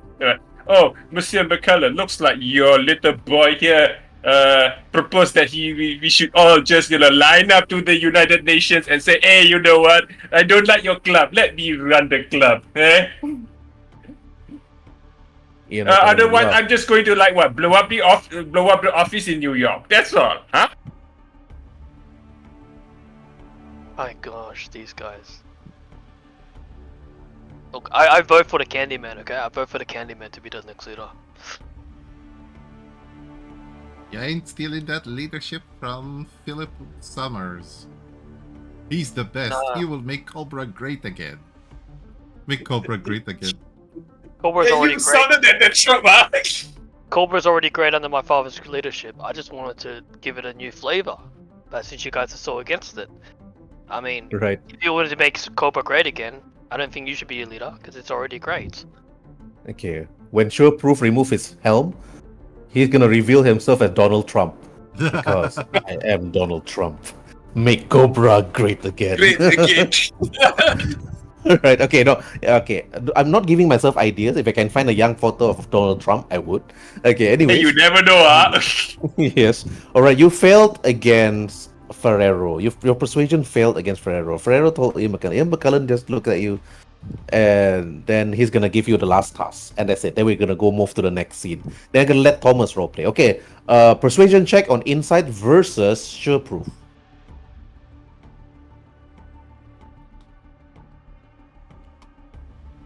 Surely I gotta get one. Oh my god. Is this how it's meant alright. to be? So Thomas Arashi. Okay, Thomas. It's your turn to roleplay, Okay. Wolf. Your turn to roleplay. Your turn to roleplay against Eugene. You pass. You can say that he should be you should be a leader. Okay. Wolf, to you? Yes. Yes, I know I am, but I don't know what. Say, because you speak a lot, very, very, very lot, and I don't understand a lot. It's okay. Just say whatever comes to your mind. Don't say okay. Insult him. Insult I him. just, Insult That's him. No, the he leader. roasted me in real life. I got insulted by a European Hungarian. Oh my god. It's a new flavor of insult I've ever heard yet. You talk, and there's no substance. The roasting of Eugene McCullen starts now. Say bad things about him. Wolf. Yeah. Just say bad Say things about him. say bad things about Eugene Wolf. Just that's all. Like you can sick your dog. Say bad things about Mm. Eugene. Yeah, Yes. I mean, he doesn't deserve to be the leader of Cobra. Maybe you should name Philip Summers. He's more ruthless, less mercy, all about, I can kill everything. I can go to an orphanage and actually burn it down. With everybody still inside. Yeah, waiting for Wolf to roleplay. I think Wolf watched G.I. Joe movie, so he should know who Destro is, who Cobra Commander is. I see the movies, but there are a lot of years ago, and I don't remember okay, it very well. Just say bad things about Eugene, that's all. You are Storm Shadow. Storm Shadow don't say much, but he does say something, but very short usually. I say what my father said. You are an idiot. You are an idiot. That is very strong words. Every song shadow. You're an idiot. That is a very strong word. Okay, Eugene Thomas Arashi, the man that never hardly talks. You noticed that his face, he was angry. He shouted at you, Eugene, and said, "You are an idiot," to you immediately. And people on the table started to laugh. See, even Thomas starts speaking. It's so bad that even Thomas starts speaking. Even Thomas, the quietest ninja ever, said Start that you- speaking. start speaking. He But never Thomas says start speaking. Has a comment on you. This shows how bad you can go. Eugene, Thomas, throughout your life as a young boy growing up, Thomas only said one word every day. Okay, okay, all right, sure, okay, okay, okay. That's it. This is the But longest sentence. Today, after so long, he looks at you and said, "Eugene, you are an idiot." And that hurts you so much. Okay, that hurts you in the feels. Oh no, it's like emotional damage. Then after that, everybody here seems to be going against you, Eugene. That peace and prosperity and doing things right, it's like that's not the way this organization should go. Philip, now it's your turn. Okay, Eugene, roll for persuasion on Philip. This is the roasting of Eugene McCullen. Maybe this is the reason why Eugene actually ran away from home and go to the ship. Good story, actually.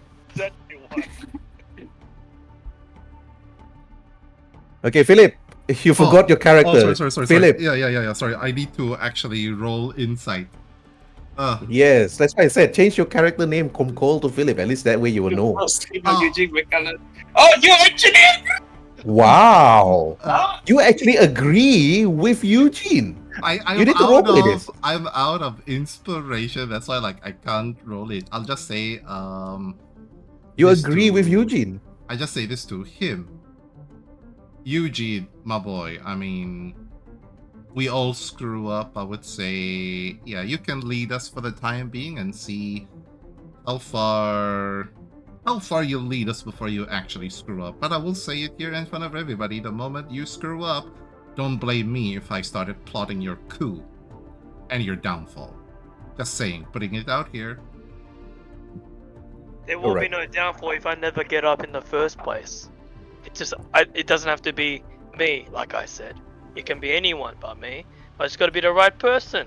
And you're all insulting the shit out of me. It's like, look, you can insult me all you like, but at the end of the day, it's not about the fact that I'm not the leader.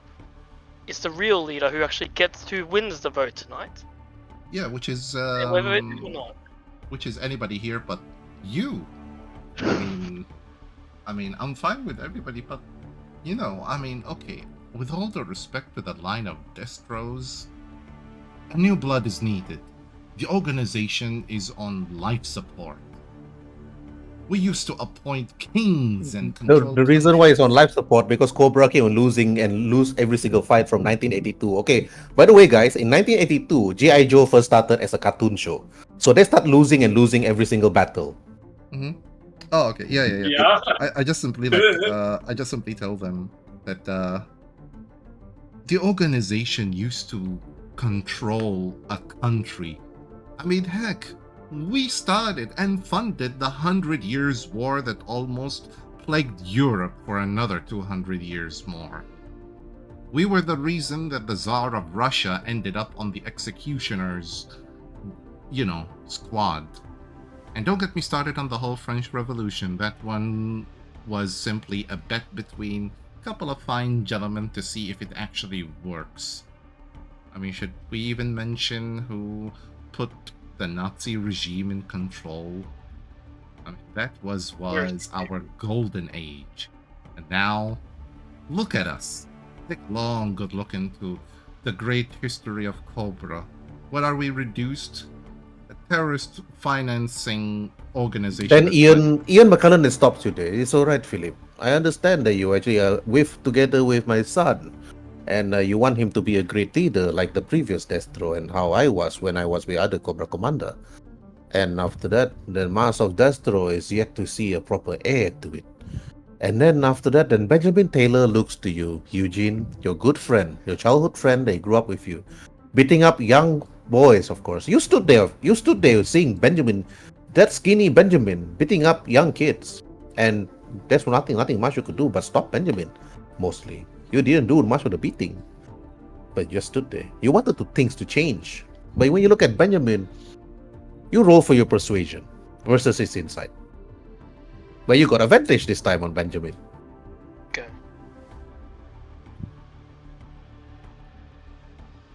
Okay, Eugene rolled 16 and 19. Okay. Benjamin then looks to you and then he said, I believe in you. I've always followed you ever since we were kids. And as I see, you are fit to be the strong leader that you are, and you are here to actually bring the proper prosperity and also a new type of leadership to what we're supposed to bring towards the 21st century. And then from there, everyone, I can tell you, maybe we need changes, but maybe we need some time off, Eugene. Besides, we should go on this ship. We should leave on this ship the moment after your wedding. And then the Baroness looks to you. After the wedding, my love, she speaks to you. I'll head over to where you're heading, and I'll meet you there, and I'll bring you back. But you must complete your mission, she said to you. And then Benjamin then speak to you, Eugene, and he said, we must complete our mission, boss. Judging by this profile and based on this classified information in regards to these honorably discharged soldiers, Cole Andrews, Phoenix Edge, and Armand Rousseau, of course, not to be related with our good friend Candyman here, and then a few others, Lady J, and of course, we got a few people here that we actually want not to test, especially Zartan and many more. Maybe we should actually pit this local militia, give the weapons to the military even.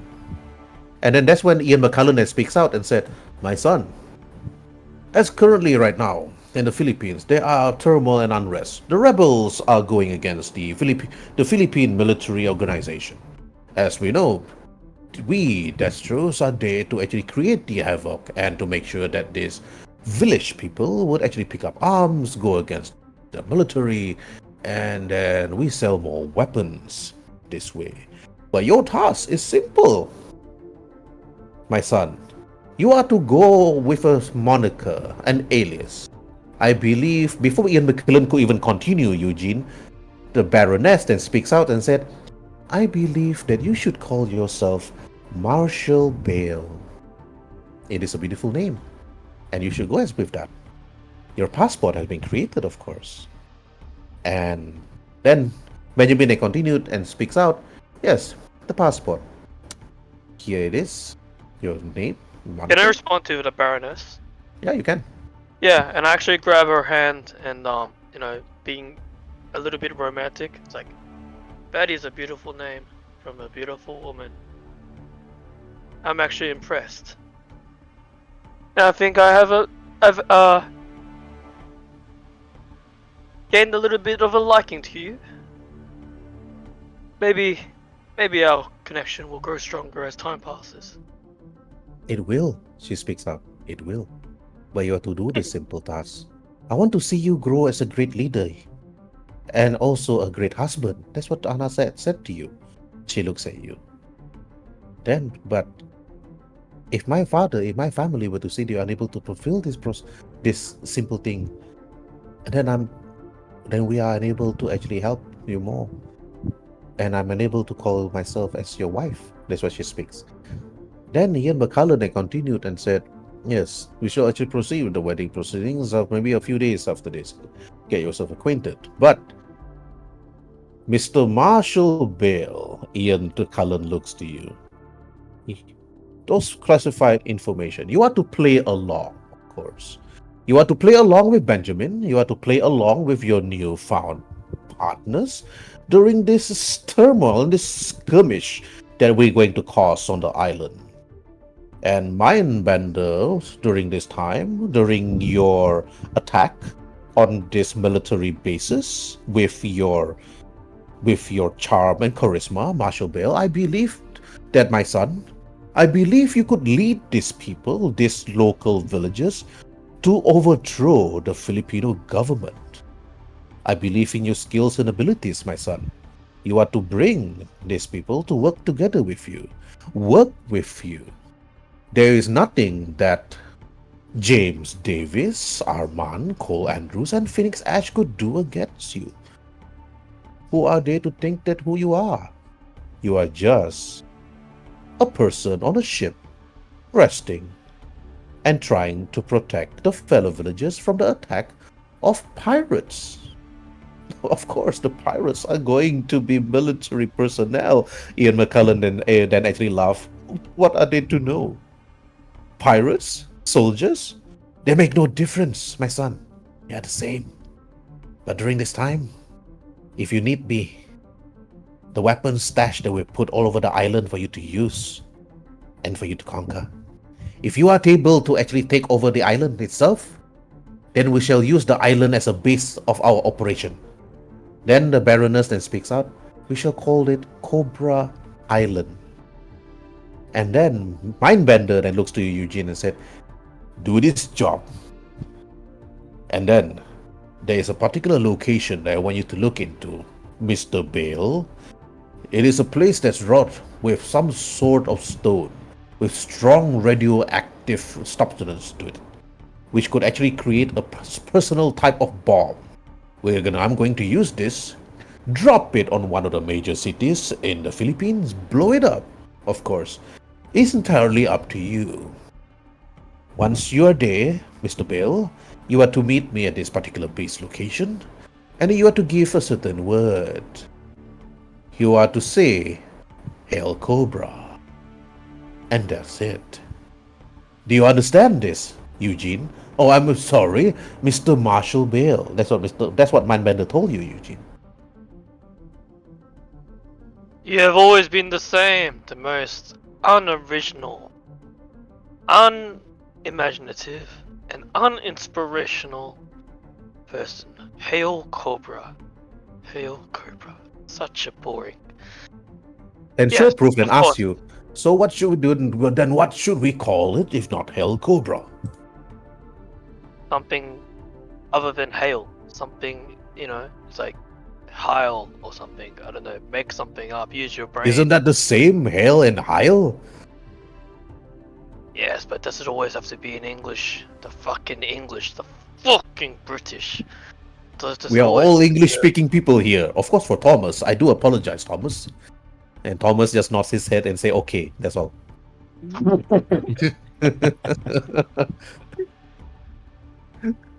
Fine.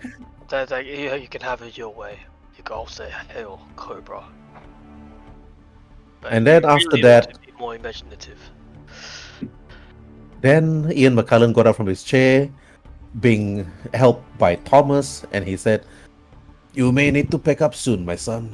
But first, we need to ensure that your holy matrimony with the Baroness is fulfilled. To ensure that it works. Now, everyone, if you excuse me, there is a wedding that we need to actually attend. Now, everyone, please get ready, and I'll be on my way." You see, Thomas actually got out and goes to the staircase. And Thomas actually followed, but stood guard at the staircase while Ian actually left. Then Mindbender, then Cobra, then the Baroness, then Sureproof, then Benjamin, all actually walk towards one direction and start talking to one another. Okay, here is an open RP, okay, between you all. Okay, now going to Philip. Okay, to you, what you will do? I just simply, with sign language, look at Aries and tell her this. Ready the men at the church and tell them that the wing has swung against us. I will not let this chance slip away from me. Either I leave the organization or nobody does. Just tell them She did to a be sign very language. She did a sign language to you. Mhm. She did a simple sign language to you, and then after that, okay, right, okay, Eugene and Armand, you guys can roll for sleight of hand. Sleight of hand will be used for the sign language, but you need to beat the DC 20. Yeah, that's not gonna happen, but sure, sleight of hand. You might never You know. never know. You might never know.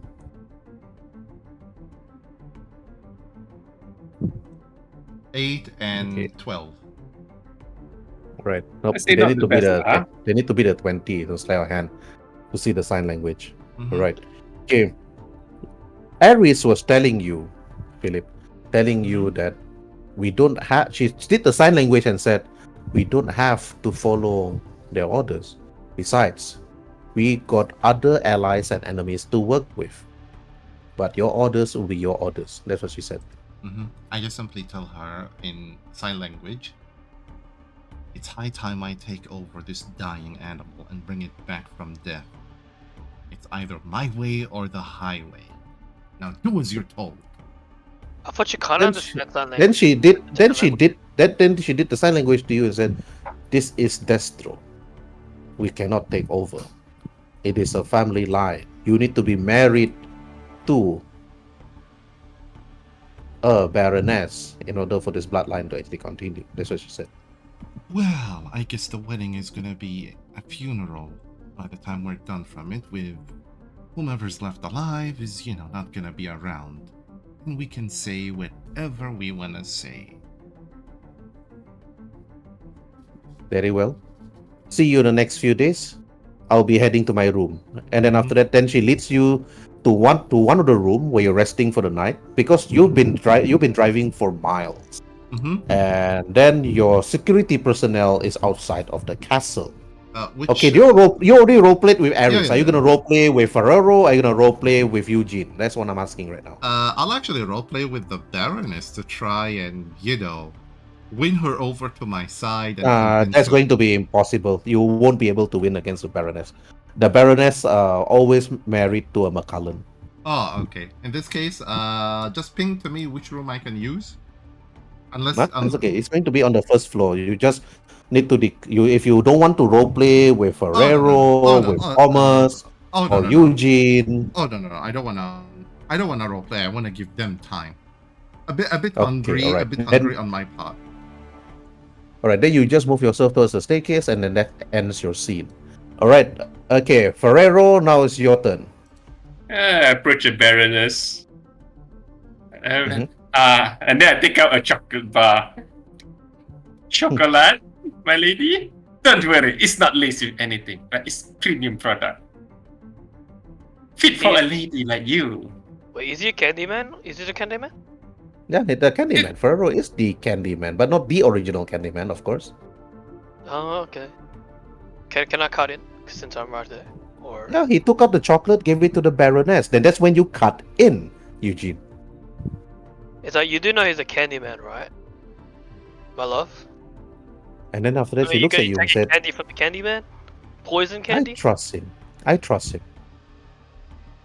I am not your boogeyman stranger. Right? Yeah, like what's the boogeyman story? Don't take candy from the stranger. We're not strangers. I'm no strangers to you, right, my lady? Yes, but that's what they all say. No, you're not. That's what she He's- said. But he's- she opens up the candy, and then after that, she just bite on it. Usually, it will only take about a few seconds or a few minutes for her to die, but nothing She's happened. okay. See? Premium caramel, premium chocolate coated candy carrot with caramel core. Can't go wrong with that. Epic is the delight. I guess she outrolled you in intimidation points that you didn't give her real candy, the real stuff, didn't you? Oh, why you are also? Oh, look at this. I think your fiance has some comments on me, quite nasty. I'm so sorry to interrupt your lovey-dovey time, but maybe it's the next time I come back and your heads have chilled off a bit more, huh? Shall we? And what? Yes. You're gonna give me your real candy? Maybe next time, no real candy, but you get the exquisite goodness. You do know what candy I'm talking about, though, right? Yeah, of course we know the candy. Don't worry about it. All right. After And that, then, after that, and then I Ferraro, just left. I just left you. you left, but you went actually towards the cellar itself, making sure that you tell people that you're gonna prepare for the wedding. But going to the kitchen. roll for your stealth. Self. Maybe I use the inspiration now. Yes, you better. I use the inspiration now. Okay, now we're better. Okay. After that, you actually walk around, looking around, taking some photos though. With your glasses, you start blinking as you walk around the whole manor, telling the guards that you need some time to walk around before you head over towards No. the room. I bribed them with my exquisite chocolates. You cannot resist the candy, man. Alright, you bribe them with the chocolate and so on. Roll for persuasion. With good chocolate, not the Lay's chocolate. With actually good chocolate. What is this, a fundraiser? Handing out chocolates to everyone? Okay, you give chocolate to the guards. They're like they know that you're the candy man, of course. So they let you go. So you walk around the manor and they're looking at some documents as you walk towards the library, and then after that some personal rooms. But the chocolate has some some substance that make them a little forgetful, huh? Yes. Then after that, okay. While Eugene, you head over towards the Baroness. The Baroness was actually talking to Benjamin at first. Then Benjamin then said he's taking his leave and heading straight towards the library. Then after that, then the Baroness then looks at you and said, "We got a few days to prepare ourselves, my love," she said to you. "But by then, you should prepare yourself for the trip." Yes, of course. I will go prepare myself. And let's not use the word "my love" too much. We don't want it to lose its meaning. We want to have style points in our relationship, in our marriage. As much as the good name McCullen brings lots of joy to you, lots of happiness to you, let's say. Let's not go straight into the details. I am a man of taste. Of all. So yes, let's just go about our relationship with style and class. And then after that, she just tells you, "Yes, we should. But for the next few days before we could do anything, we should be doing something else. We should actually mingle with the guests and then see what we could do." Yeah, I'm already on that. Bit of an obvious one on that. You go ahead and you do your thing, I'll do my thing. I'll see you when I see you. Right. Well, you do your thing, and after she does her thing, and then after that, right? Okay, since Armand done and so on. Okay, days later, of course, Thomas was just there helping out with Ian. But Ian McCullen tell you, Thomas. Ian McCullen tell you, be prepared for everything. Be this wedding might be my last, of course. If Eugene tried to do anything stupid, then I do suggest you need to kill him. That's what Ian McCullen tells you, Thomas. You just looks at him and you nod your head and say, okay. That's it. Okay. Days later. Okay. Okay, I don't think okay. I think this is where bells should come in, Aizen, or Mhm. maybe a church song. I don't think it's copyrighted. Okay, church songs are not copyrighted. Yeah. I do actually have something. Church music. Yeah, I do actually have. Canon indeed. Let me just put it. And here, do this, and I mean, sadly, this is the best that I could find when it comes to church wedding music. All right. Okay. Doesn't matter. Just turn it on. We Mhm. still got about less than an hour to go. This should be very fast. Mm-hmm. Because this All is right. like Okay. very serene, and the whole speaks volumes about weddings. I mean, All right. it's a Okay. joyous occasion. All right. Days pass, though. Days pass. And for Philip, you have prepared yourself for this day. You sat at the furthest end together with Ares, your number one best personal bodyguard. Even though she's mute, but she's very deadly, of course. Mm-hmm. And then after that, you put your other personal bodyguard guarding the door behind you and others outside the building. You can see the other bodyguards from Ian's side actually next to the priest. But during this time itself, Philip, that Ares is like telling you with a sign language and said, we should really consider talking to General Hawk or General Colton. And also we need to bring this up with Ivana if things go south. Because otherwise you'll be kicked out from the company Mm-hmm. if there is another vote of confidence with the other corporate leaders. That's what she did. That's what she did. She told you in sign language. Yeah. I just replied to her in sign language saying, "Don't worry. When we're done from here and the dust is settled, Ibana will practically thank me for actually taking initiative.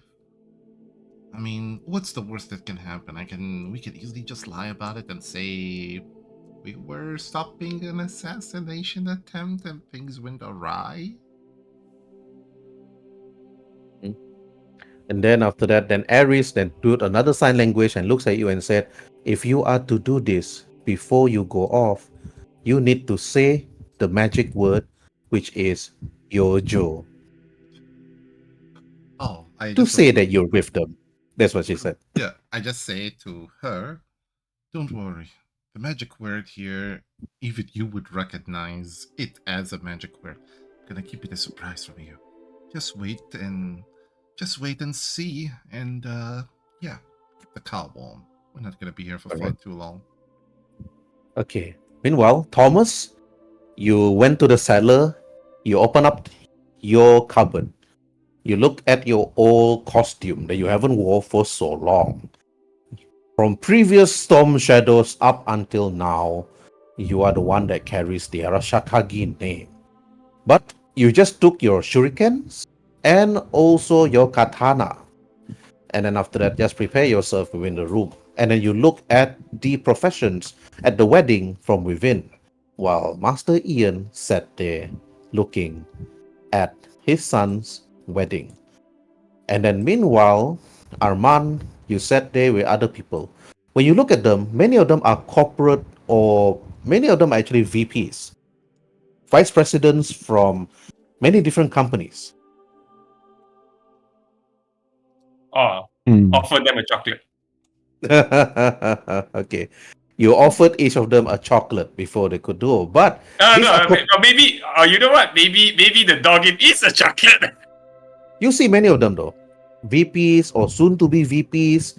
Okay, these are corporations I'm taking from Universal Soldier, just in case we're gonna go playing Cyberpunk again using the Universal Soldier rulebook, and this story will continue where our Cyberpunk campaign ended. What will Philip Summers do? What will Hibana Suzuki do? What will Maolin Yong do? And so on. You see a number of people sitting there, so on. One from Aegis Robotics, headquarters in Silicon Valley, California, United States. Another one from Nexus Solutions, headquarters is based in Tokyo, Japan. Another one sitting also on a bench is like, you notice, is BioCyber, where the headquarters is at Cambridge, Massachusetts, United States. And then the other, you notice, Armand, is from Maxim Neuro, from South Korea, Seoul, sitting there looking at you. And after that, you say, Sarahaya. And then you look at him. Ugh.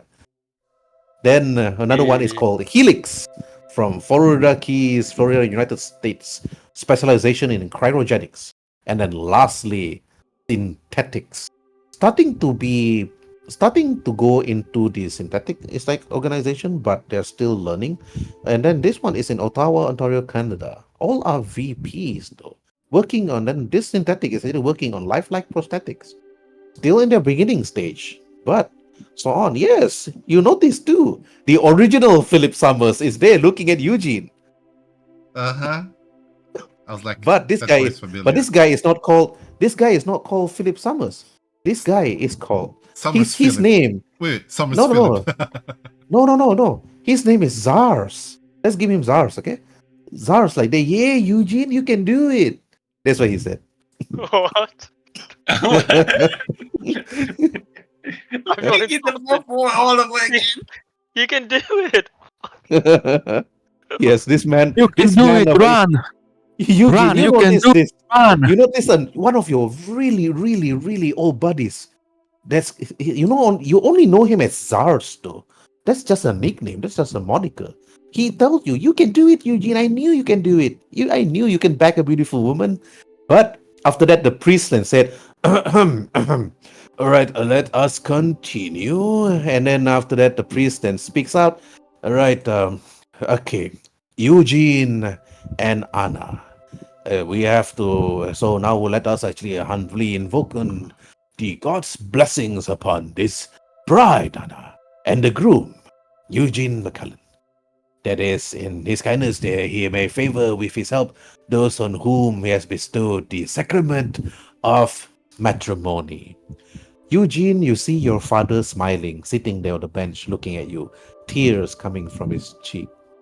And then after that, then the priest actually looked at the crowd and said, before I continue with the last sentence, is there anybody here within the chambers of God have any objections to their marriage?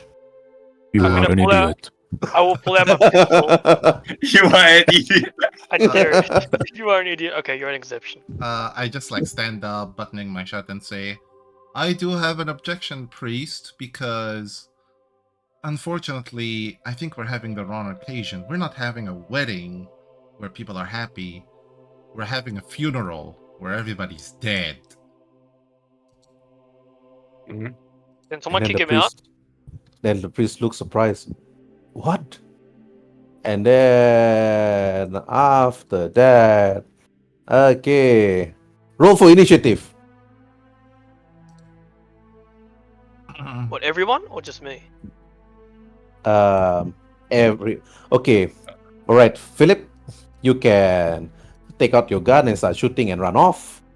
You have the surprise round, Philip. Philip, you and Aris have the surprise round. Everybody is okay. surprised. So people like Eugene, Armand, even Storm Shadow, which is Thomas, cannot act in round one. Okay, let me just roll my initiative for Boy Wonder and Aries. The bodyguards only one each, unless you want to. All of them move in synchronized. Oh, okay, so I'll just roll for Aries, and she'll be a representative for all of the bodyguards. Do you want her to die, or do you want her to escape together with Philip? No, escape together with Philip, but I'll use her thing as a default thing for all the bodyguards. Okay. Yeah, Mhm. because you have the same stats as them. Yeah, exactly. So for Philip, he basically take out his gun and aims it at the Baroness, so he can Okay. and shoot with his pistol. With All his right, roll to hit. 9mm pistol, and since he's level 5, he can shoot twice. You shoot your pistol at Baroness. Yep. There's nothing Eugene could do because Yeah, it's not his exactly. action. You hit, And it's okay, and you 20. hit. For a combined 19 damage, as like the rest of the bodyguards are like taking up their guns, and Ares, she'll just gonna shoot the father. Okay. Shoot Ian Before Senior. before you actually pull your gun to shoot Mhm. at Anna was surprised. Eugene was surprised. But before anything, you see in slow motion Ian McCullen running to gut Anna.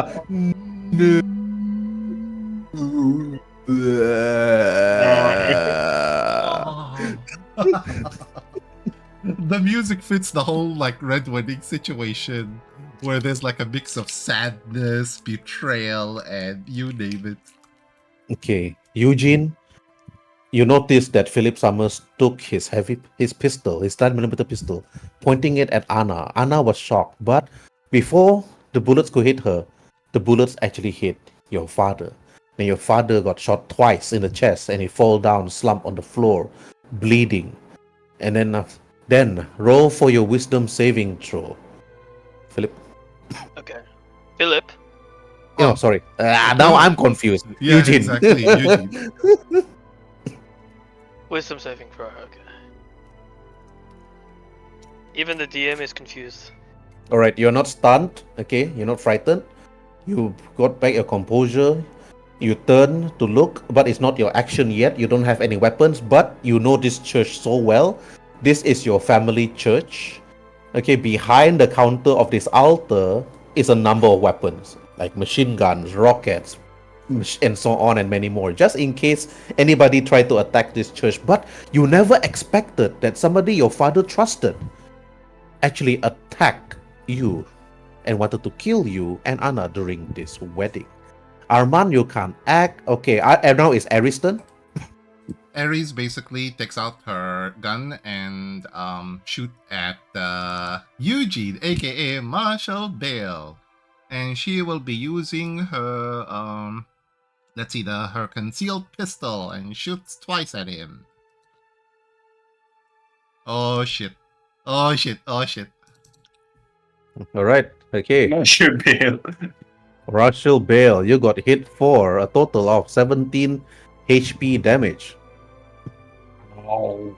And one of them as is you- a critical damage, meaning he's like bleeding or something. Yeah, bleeding, but I haven't copied the bleeding rule yet. I think we'll use it next week. Okay, you're supposed to be bleeding, but it's not. You got shot for 17 HP. You tried to protect Anna. You're bleeding and you're injured, Eugene. Okay, I'm on 3 HP. All right. Okay, now it's round 2. Okay, Armand, you saw yourself being attacked. I Where can't is Thomas? Thomas move is my not- character and can't. Yeah. I got it. I can't move it and I can roll, and so I can't roll initiative because Oh, I can't okay. move my character. Let me Try try again. Wait. Try again. For my Move. movement, Okay. for my movement turn, I just simply after I shoot, I just simply walk towards the church door and just simply 30 feet, yeah? 30 Yeah. feet. Yeah. 30 feet. Yeah. I did. It's Mm-hmm. basically 30 feet. I just simply, while telling the bodyguard, saying, "Kill them all and spare no one." All right, okay. Thomas, I am the first. yeah, round 2, now you can act. You are the first. You saw Okay. Ian McCullen got hit by Philip Summers. Okay. Wait. The situation is someone shoot. Who shoot? Ian McCullen. From the video feed that you see from within this room, the video feed, it is actually Philip Summers, which is this man over here. Together with his female bodyguard, Ares. Okay. Where are But- they? I could see. But Yeah, they're running away. Once they're off the map, they're off the map. Okay. Okay. So I must kill they. Yeah, kill them. And They hurt I your am master. They hurt your master. Either you save your master because he's bleeding, or you chase after them. chase. And okay, that's my, and that is my another, because I can move 40 feet. Yeah, you Oh can yeah, move that's 40 feet. 80. All right. Okay, Armand. Wait, I can go there. There's a door actually. This is it's a door. It's not a door. Okay. It's actually not a wall. You can just go through it. An arch. It Yes, is. Yeah, it's an arch. It is a window. It is No, a not a window. window. It's a door. Like Ash, you know the church No, church this, door. This. Oh, okay. I thought you were talking about that. These Ah, are this one you windows. mean. These are windows. Okay. Yeah. Okay. High, I can it's a high jump. wall. I can jump through the window, and I Now? jump through the window. Right now. Not now. Later. Okay. Yes, Or you I can. can't do it. You can. You can. Okay, this is the fastest way, so I will go there. Okay. All right, Armand. Now it's your turn. Well, my purpose here is just to gather information, right? Not going to reveal myself so much. You are the but candy man. Do what the Yes, candy I man have- do. The Candyman only gives candy, but in the form of a Glock 19. You're the assassin candy man. How to deliver your candy. Now I deliver my candy. 1, 2, 3. Go over to this peel and pew. Feel it. Not the. Okay. Roll to hit. That's definitely a hit. Ouch.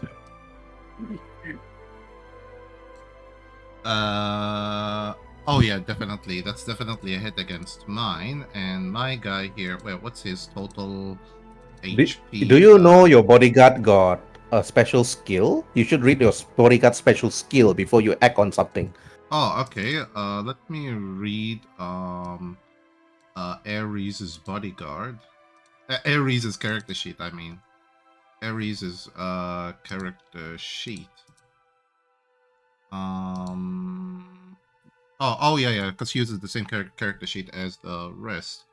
Let's see, multi-attack, concealed carry. Oh, take a bullet.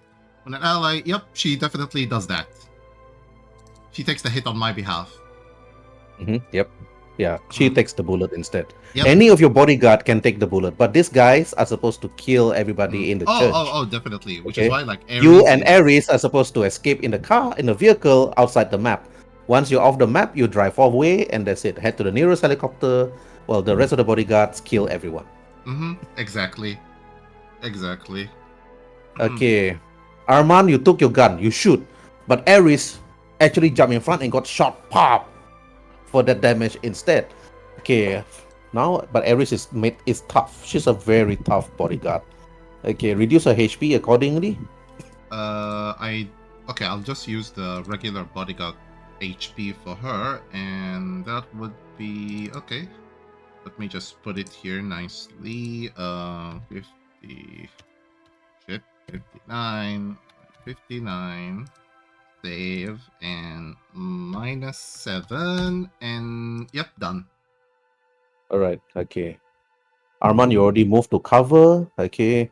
Now, Marshal Bale, you got hit. Your father got hit. You see Anna next to you, flipping up her wedding gown to reveal a pistol.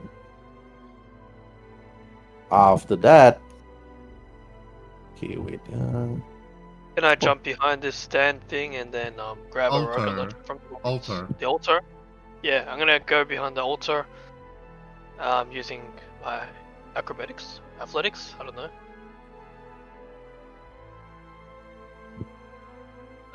Do I have to roll it? Yeah. Armand and you and the Baroness go together at the same time. Okay. Alright, well, I'm gonna grab a rocket launcher from behind the altar. Because that's one of the weapons. Okay. But first, before your turn, because it's Anna, then Ares, then Marshall Bale, as you jump over using acrobatic, it uses your turn. And then your movement action, you took out the rocket launcher. Okay. Rocket launcher is a collateral damage. So you're probably going to kill a lot of people. Now, Anna dragged Ian McCullen to safety while she actually used her pistol to shoot at one of the bodyguard before the bodyguard could actually raise their weapon. Now she took and then she shoots. Which guy? Oh, 7 is a miss. Oh, definitely. Nothing happened. Okay, now it's Ares' turn. What does Ares want to do? Ares will basically moves and ready the car, so she will dash ahead of me to get the car ready, and she will basically stay. This is basically 60. Yeah, you're in range. Yeah, exactly. You're in range. Yeah. You're out of the battlefield actually. No, you don't have to. Oh, okay. Oh, yeah. You just need to go here. That's it. Oh, yeah. Finish. Yeah, basically. Yep. Yeah. And while basically You rush. Okay, Ares, you drag Philip Summers directly straight towards the vehicle. You throw him inside towards the back seat. You head straight into the front, turn on the engine, and you drove off as fast as you can from there. He basically like laughs, saying, "Didn't I tell you it would work? I fucking shot the old man, and now the whole thing belongs to me. When the dust is settled, Ares, we're gonna be fucking kings." Then you have to answer to Hibana what happened after that. That will be a different story. Okay, now is the bodyguards. Not the bodyguard. Okay, Marshall Bale, you took the rocket launcher, but you cannot do anything. That's your action. Your action's done. All right, now the extensive enterprises bodyguard. First guy basically moves here. Other guy, this is like just movement. These two basically they enter the church, and these two will not move. They will basically start shooting on everybody. So they will be using their 2 pistols each, and they'll just shoot at the Baroness as she tries to run away. So the first guy attack her twice. All right, armor class increase. Okay, 20. miss and hit. Yeah, exactly, for 11 damage. After that, this guy will basically move to here and use the bench for protection. This guy will basically move here, use the bench for protection, but attempt to shoot against Eugene. So okay, you do know that you can kill the NPCs, right?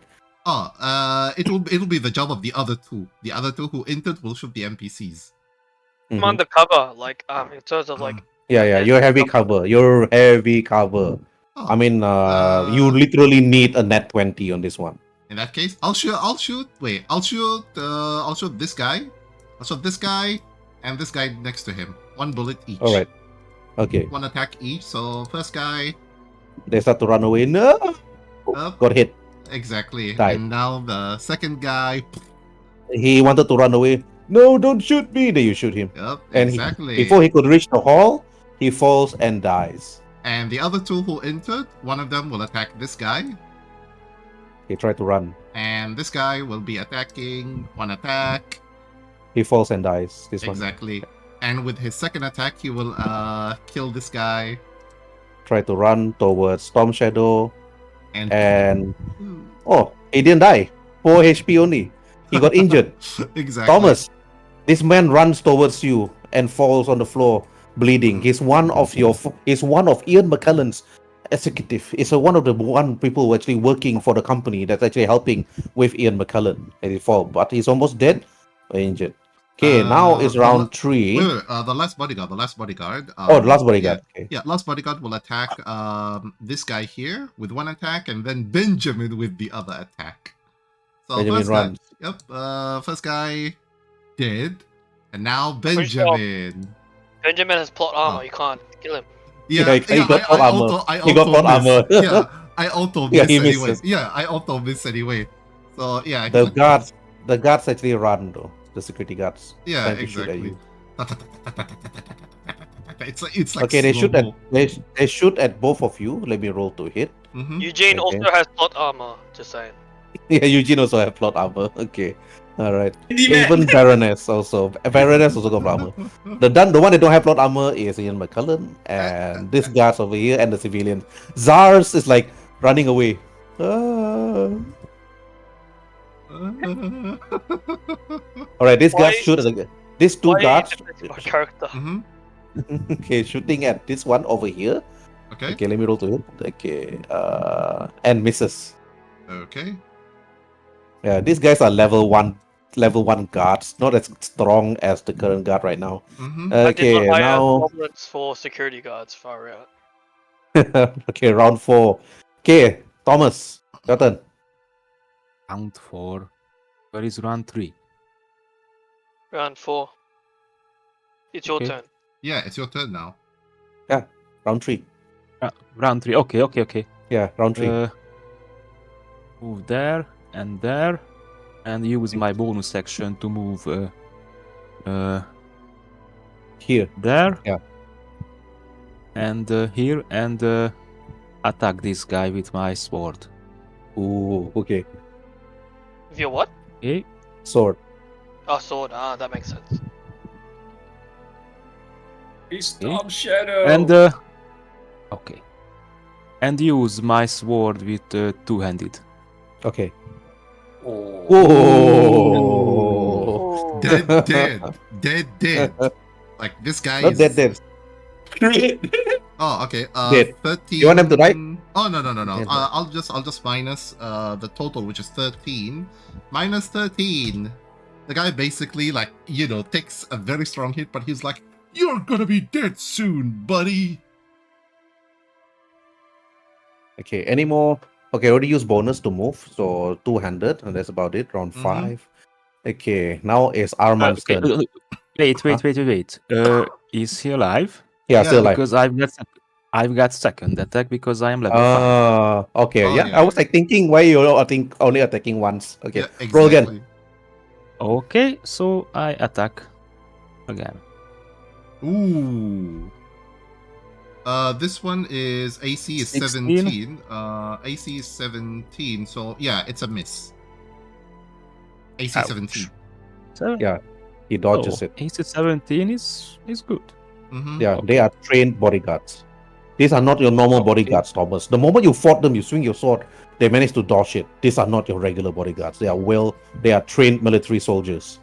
Okay, now Armand is your turn. Alright. Go for these bodyguards. Oh wait, there's one out in the open. Might as well just go for this one instead. Mm-hmm. Yeah, not in cover. Hits. Yeah, 13 damage straight to this one. Yep. And then Minus 13. 1, 2, 3, 4, 5. And now for Alright, and then I go back to the Anna's pit. Go back. Yeah. Anna drags Ian behind the cover. Then she head behind the cover and start aiming and start shooting at the same person that Armand shot. You mean the Candyman shot? Yeah, the Candyman. And she shoots and nothing and misses. She's still in shock of what happened. Her own wedding turned into a funeral. Yep. Now Marshall Bale, he got a damn RPG, so he's gonna okay. Zyrus is going to be a 30 feet square, okay? So I don't know where you're gonna measure. So is it gonna be like 30 feet here, but only here? Or is it gonna be only you can only target the two people at the door. That's about it. Yeah, it depends on the angle on where does he want it to be, because No, I mean, 30 feet. okay, it's easy. Let's put it this way. 30 feet, 30 feet. No, that's big. Yeah, you just know? nominate a center. Then it's 50. Extend 15. Extend 15 up, 15 down, 15 left, 15 right. That's basically a 30 to 30. Yeah. Nominate a center. I wanna aim at these two guys. So this one and this one. The area that these guys are in. They are within 30, but they'll be able to jump away though. You sure? Okay. Because they have the so dive these for two guys. cover. So I do suggest you target a center where they cannot dive for cover, which like I here? recommend like here maybe. Yep. Because it's further than 15 feet. Okay, yeah, then there. I'll Attack pair. Only one person can escape, but the other one will not be able to escape. Yep. The one on the left won't be One- able to escape. The one on the The right one on can the left escape. will have problem. Yeah. What about The one on the left may have crumbling problem. rocks? What about projectiles and all that? What if like Oh, you mean Structure. collapse buildings, structures, and so on. yeah? The whole structure will collapse on all of you actually if I follow that rule. Oh, The whole okay, church, the whole church will be basically be your grave as well. So go ahead, change the future, annihilate your character. You change the future. Yep. Who was the guy who was with us again? A figment of our own imagination. No. Because the son died, right? They have to take another person to take over as it's Eugene. Oh They just yeah, took yeah, one yeah, guy to the yeah. streets and that's it. Okay. Well, since I got plot armor, I'll just use a different weapon then. Can I? No. If I were you, just use RPG then. Just make sure that you don't destroy the church or the whole church will collapse on you. Okay, I won't destroy the church. So you're not going to use RPG. Holy crap. That kills one guy straight off, Actually, it kills both because it's 31 plus 36, and the 36 is die for crit. cover. Oh Die yeah, for yeah, cover. yeah, yeah. For You can. cover, so The guy on the don't right kill can. him. The Yeah, die for cover don't gives kill. me the die for cover basically saves one guy because it's 15 feet movement, but he's prone. The other guy, yes, he can also get out because it's also 15 movement. So he also like Is it? yeah, exactly. 1, 2, Yeah. 3. Not really. No, 1, 15 2, feet, 15 feet, 15 feet. Just count. 1, 2, 3. Yeah, this here. Okay. Yeah, here, Alright. 5, There. 10, and he basically like they both are prone and so they're like ping. Pish. Okay. We need to maybe readjust the square just now, but it's okay. I think I'll just readjust the square. Maybe one dies actually. One of them dies. Yeah, one of them has to die. And one of them have to die. I just don't want to Okay, readjust the square anymore. Okay, this one. Remember, Aizen, this adjust your NPCs to your control for the story. Just No. kill them off fast. We don't have much yeah, time then. Yeah. This guy basically dies. This guy Yeah, dies. easier. The easier one is actually you nominate the center as the target. Then the one in the center is not going to run away because it's still within 15 and 15. This guy's Then dead. the others around it can jump off. That's all. Wait. How do you know 30 feet, 30 feet, 30 feet? Because the radius is 10 feet with a rocket. 10 feet. If it's 10 feet, they can run away easily. Then they survive. But just to quicken the fight, Wolf, one of them dies. Yeah, which is this one. I marked whomever Okay. is dead among them. Rocket launcher, 10 feet, 10 feet. The anti-tank rocket, 10 feet, 10 feet. Rocket launcher hasn't got a radius around the rocket. And there is a anti-tank rocket that is 20 feet. Rocket So- launcher is 20 feet, 20 feet. Okay. Wow. So They really should write. They should really write this rule better, actually, because rocket So, launchers are not dangerous. So the you know. rocket is, yes, the rocket is dangerous about vehicle and the buildings. Mm-hmm. Grenade But is this the is just grenade is the realistic, good with humans. if you can damage rockets and it doesn't hurt humans, what is that?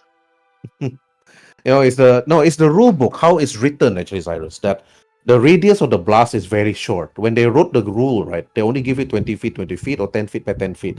It doesn't make any sense. A grenade should at least make 15 feet radius if they want to follow more than the 20 rule. And a rocket launcher is supposed to be 30 feet by 30 feet because the blast, the explosion is big. It's supposed to kill you, not make you like a superhero. But I think everyday heroes, yes, if you guys are listening, they are making this easy for the players. That's all. They are not making this easier for the NPCs. But NPCs, they can run away easily. So what's the point of a blast weapon then? It makes it practically useless in the game. It's like there's no point getting blast weapons at this point in time. Might as well just take a machine gun and start shooting, and that's it. Yeah, well, that's what I'll do next. I'll grab out a DM machine discussion. gun. DM discussion. DM now I'm going to homebrew this moving forward. I'm going to increase the size of the blast radius following modern D20 rules, not following everyday heroes rules. After playing this for quite some episode, I don't like how blast weapon works in this game. We're still recording, by the way. I don't care. I Oh, want okay. them to hear. Okay. Yeah. No. I want. I'm just saying that so we can, quicken the fight. All right. Okay. Now I want to quicken the fight. I want it to end very fast because we don't have much time. All right, Marshal Bill, you took the rocket launcher. One of them, you blast them. The rubbles actually fell on them, killing them immediately. Okay, now is the guards. Okay, let me roll for these guards first. They are in cover. They are shooting at this one, which is not in cover. Let me roll to hit.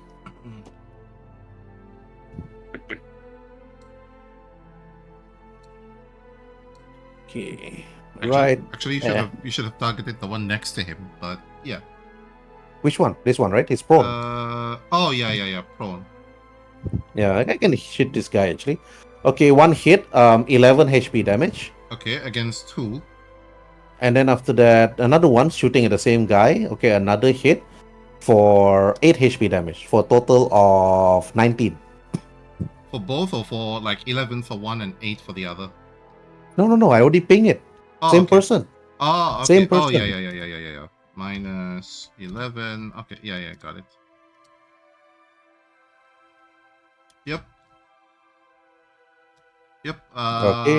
Yeah, already. Alright, okay, now your turn. Okay, these two bodyguards will this bodyguard will shoot at Thomas with his twin attack. First attack, 19, and Wait. It's a close combat. it's not D&D. Here. Yeah, pistol actually. Pistol. Rifles, I don't think you can shoot at close range. He's using pistols. Yeah, exactly. I'm using pistols. Twin-handed Okay. pistols. That'll be 12 damage. Now what's his AC first? That's the thing. Oh, I rolled a 19 17. and both hit. 17 Okay. is my EC. So Alright, both hits. Not that damaging. ouch. Yeah, not that Okay. damaging. The second bodyguard, which is this guy, will He's attempt prone. to from his prone position he'll basically stand up because it's 15 feet movement. And I will attempt to shoot at this lady and the bodyguard next door. And one attack each. First is the lady. She takes 24 damage and 24 is to hit. 5 damage yeah, only. yeah. 5 damage. And then the Still alive. bodyguard takes 5 damage. Wait. I see the rules. Range attacks from close combat. Pistol is a range attack, so attack with disadvantage. Or step 5 feet, but that Attack make opportunity. me Attack opportunity. Yeah. yeah. Yeah, AOP. We call it AOP. So attack with disadvantage or step 5 feet and got an attack of opportunity. Just step 5 Rule. feet. Aizen is okay. Just step 5 feet, get hit. Just we can Okay. quick on this. Yeah. I stopped 5 feet and I just attacked. So he can then get one Okay, free I use attack. my reaction. Okay, I take the 8 damage. Okay. Minus 8.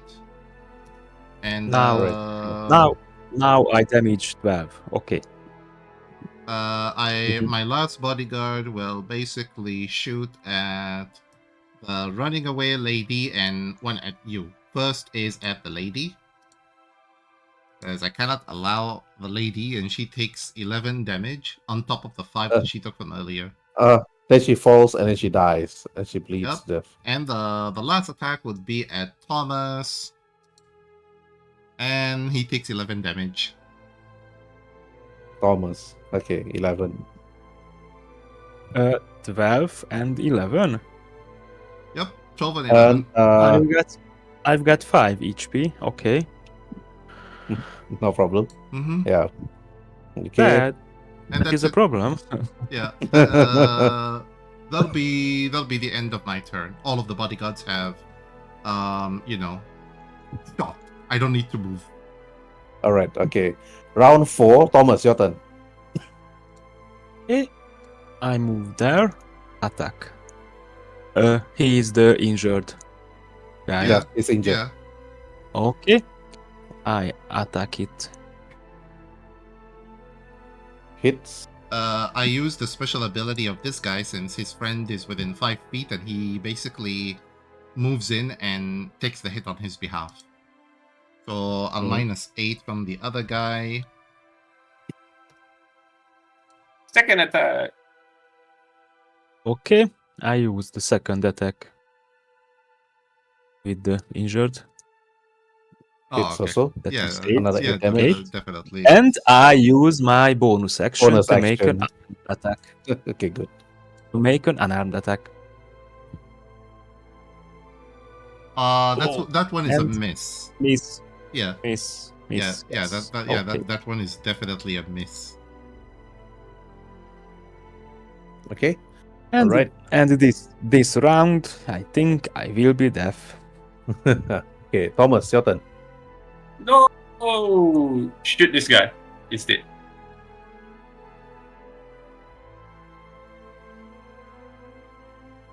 Uh, wow, surprisingly, he's still alive. He's surprisingly still alive, actually, but dying. Nevertheless, dying. Like one more attack and that's it. I got Punisher, so when one of the bodyguards were prone, I had an opportunity attack. I know it's not my turn yet, so I can still. 1, 2, 3, 4, 5. Opportunity attack with a ranged weapon? It I thought it's doesn't melee. specify. Okay.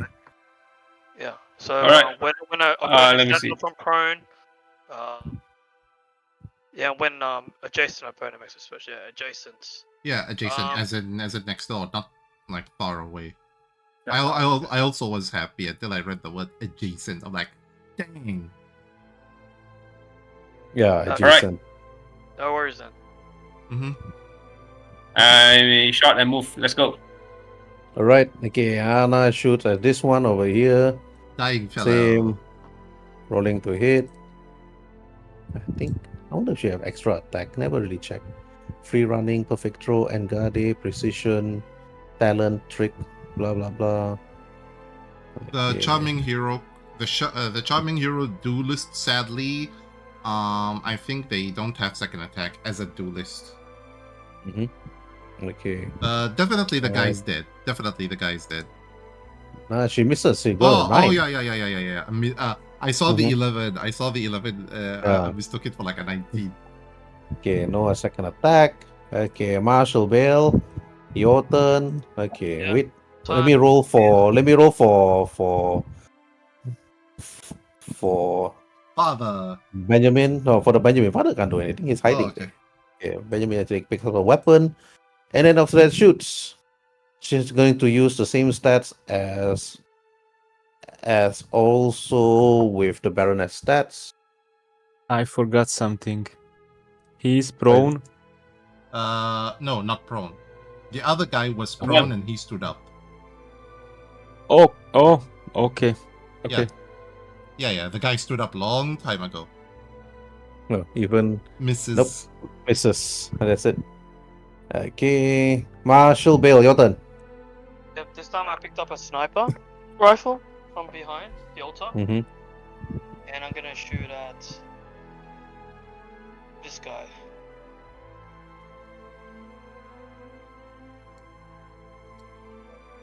Definitely a miss. He's like, ding! Just buzzed next to his ear. You missed by 1. Literally by 1. Okay. Now, okay, after that, then the guards turn. They move Okay. closer. They also shoot twice. This one shoots as this one.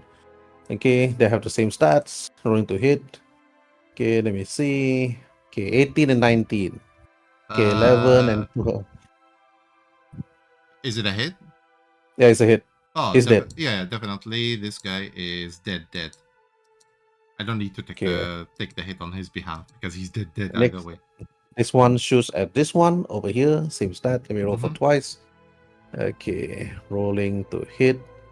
Then I got 18, 19. And then after that, Total damage? okay, 11 and 10. That'll be 21. 1. Yeah, 21 minus 21. Okay, still here. Mhm. And now my Alright. turn.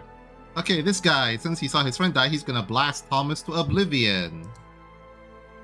So he'll attack Thomas twice. First attack, 15, Miss. and second attack, Miss. ooh, Misses. Miss. Miss. Jam. Bam. I will move. I will move 30 feet. Actually, let me just read the character sheet because I think I saw something. Take a bullet, multi-attack, stun gun, concealed. Oh, okay, never mind. Wait, I can make an additional action during their turn. Yeah, I'll use the extreme effort to attempt to attack. Mm-hmm. So rolling.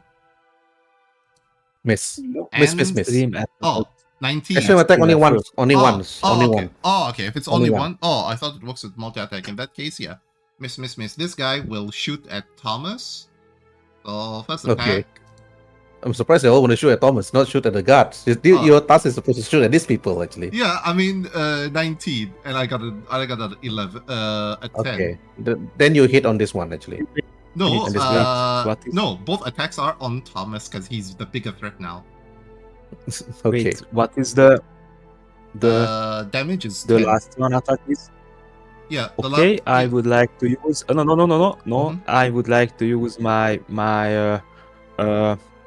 armor proficiencies because I've got concealed armor. So Yes. Roll for it. use a simple pistol PV2. Yes, I can use a. Okay, Let's see. that's D10 plus my proficiency. D12. Okay, and You just need to. Oh, still a hit. yes, it's still a hit, and I'm dying. Mm-hmm. I need a death save. Yeah, you later. Not your turn. Not your turn yet. After this, you did roll for death save. This guy, Okay. this guy goes kneeling to use the woodwing bench in front of him as a makeshift cover. All right. Okay. Now round 5. Okay, Thomas, roll for death save. Okay, that is a D20, and that's it. You can Just press roll the a- word. Press the word death save on the character. On the Yeah, character. next sheet. Okay. Next to your health. Okay. Mhm. Death save. Oh, okay. Okay. Now it will calculate for you. Auto calculate. What do you pass or fail? This one is a Okay. fail, definitely. It's a fail. Yeah. Yeah, it's a fail. Okay. The character sheet will tell you immediately. Will tell you it's a fail. Yes. You will yes, see yes, the yes. circle. You will see the circle at your death save location. If you pass or succeed, you will see the tree circle light it up, toot, like that. Okay. Yeah, like if I roll for Baroness, if I fail, immediately the fail will light it up. That's how it works. Yeah. Yeah. All right. Okay. Then Thomas failed. Okay, Armand, your turn. Well, let me see. This one's still out in the open. Yeah. Still out virtually in the open. The other guy is like kneeling. Oh, I'm on a roll. Okay, hits. Okay. This one is a hit -6. Okay. Baroness. Anything else, Armand? No, I have only one attack. I'm just going to maintain here. All right. Okay, Anna actually like move in. Okay, then shoots at the same person over here.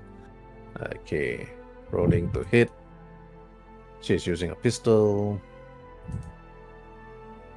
And she Ooh. hits. 12 damage. Finally! Yeah, finally. 12 damage. Oh, one more hit and that's it. The guy is done. Benjamin Taylor actually move. 1, 2, 3, 4, 5, 6. Okay. Here, shoots at this same person over here using Anna's stats. That what rifle because his decks are on. And it's a hit. Another Yeah. 12 damage. Oh, definitely. The guy is dead and gone at 0 HP. Okay. Then after that is Marshall Bale's turn. Okay, Marshall, one last person left. Yeah, I'm gonna pick up my machine gun. Mhm. Rocket launcher again, Okay. and I'm gonna shoot at this area. And even if I don't get him, the rubble's gonna get him. All right. 17 is a hit. 34 yeah, damage. Yeah, and if it's 30 feet, like depending on, I just dive for cover. No, he's still dead. No, he's still dead. If you measure it from this, if he is targeting him exclusively, he's not gonna jump anywhere.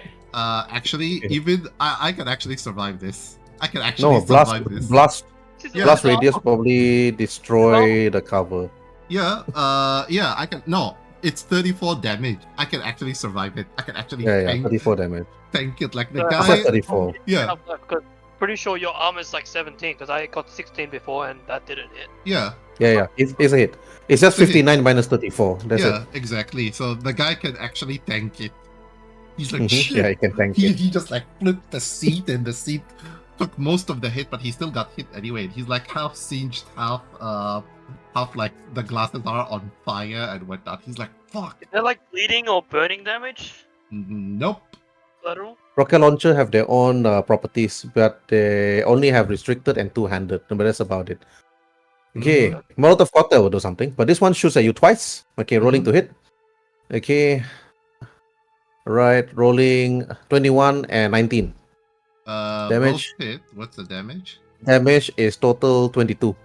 Oh, I'm still alive. Oh my god. The What? guy is. I mean, these guys are like not your average bodyguard. They, How much HP do I have? 60. yeah, 60 59. HP. Yeah, 60 HP. Yeah, Yeah. 60 HP, and this guy is like got 3 HP left, and he will survive. I will. This one shoots. This one shoots.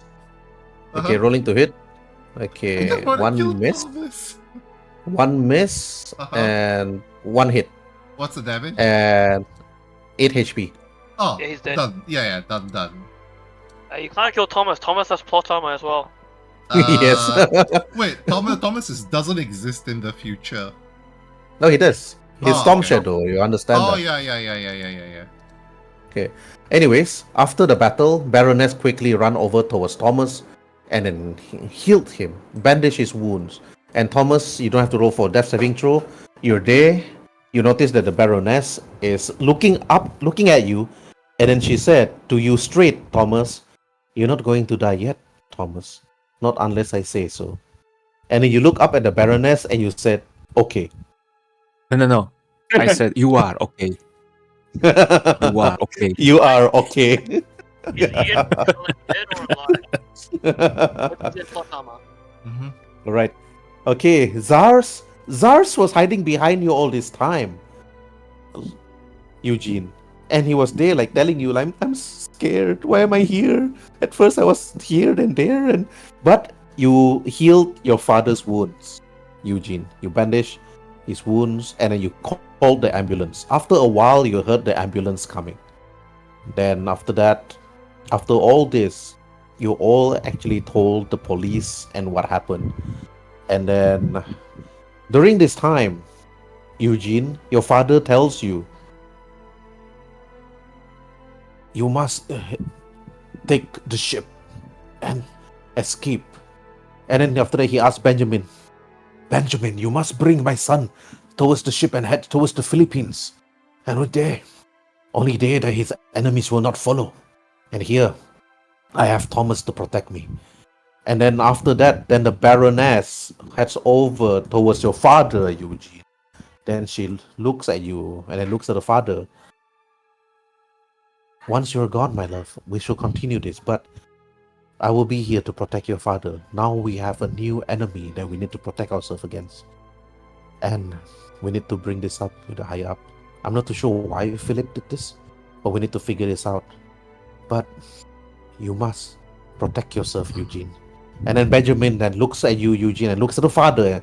Eugene, we need to actually head straight towards the docks as soon as possible. Sorry. And then after that, then Thomas said, sorry. Sorry, my boss. Ian McCullen looks to you as Thomas and said, you did a good job, Thomas. You protect me well. And then you look at Ian and you said, okay.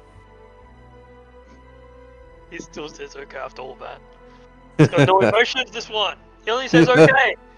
Yes, Thomas have no emotions. He's there to protect Ian McCullen. But Benjamin looks to you, Eugene. And then after that, he said, we must head straight towards the docks, Eugene. We shouldn't wait time. We need to recruit these people within the files and see if they can protect us and join us against this other organization. It seems that G.I. Joe is not only our enemy, but this one too. Perhaps if Hail you could work Cobra, Father. I will bring us victory. I will bring us prestige. I will bring us in your redemption. bloodied hands. He's in his bloodied hands. He grabbed your hand, Eugene, and then he rubs your face with his blood, and then he put his blood below both your eyelids, and then after that, like like Braveheart, for example, and Okay. then after that, you must be brave like the warriors of old. You must carry the name Destro, and only then once you return with them.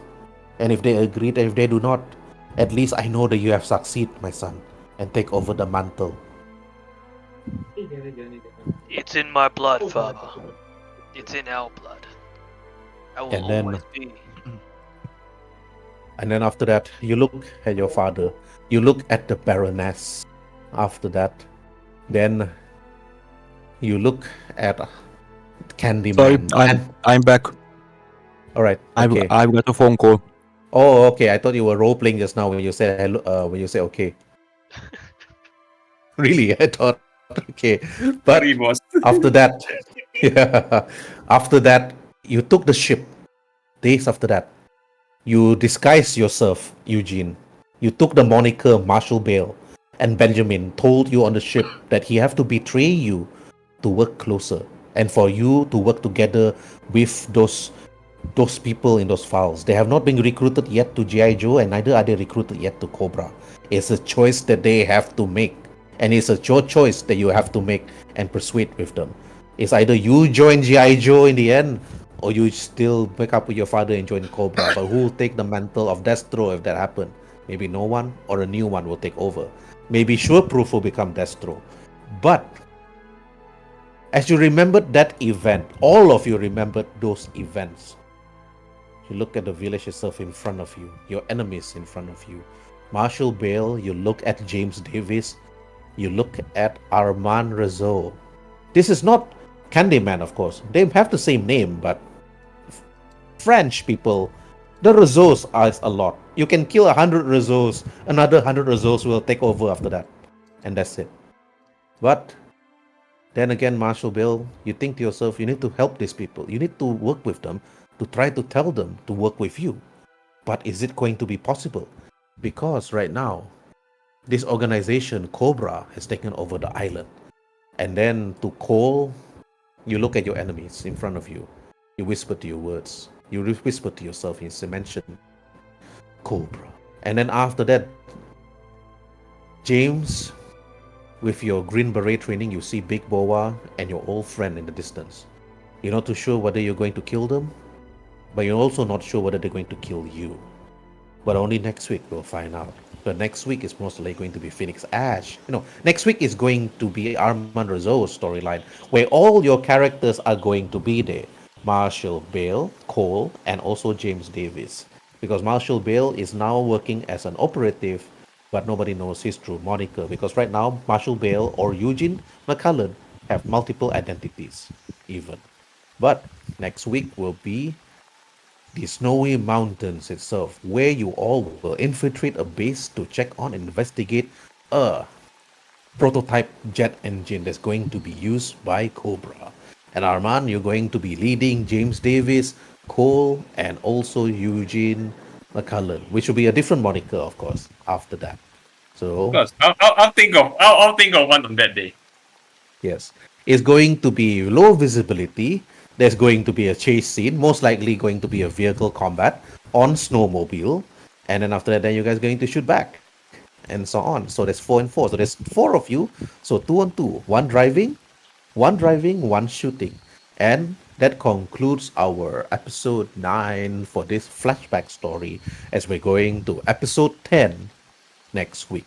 Thank you all, and thanks for playing.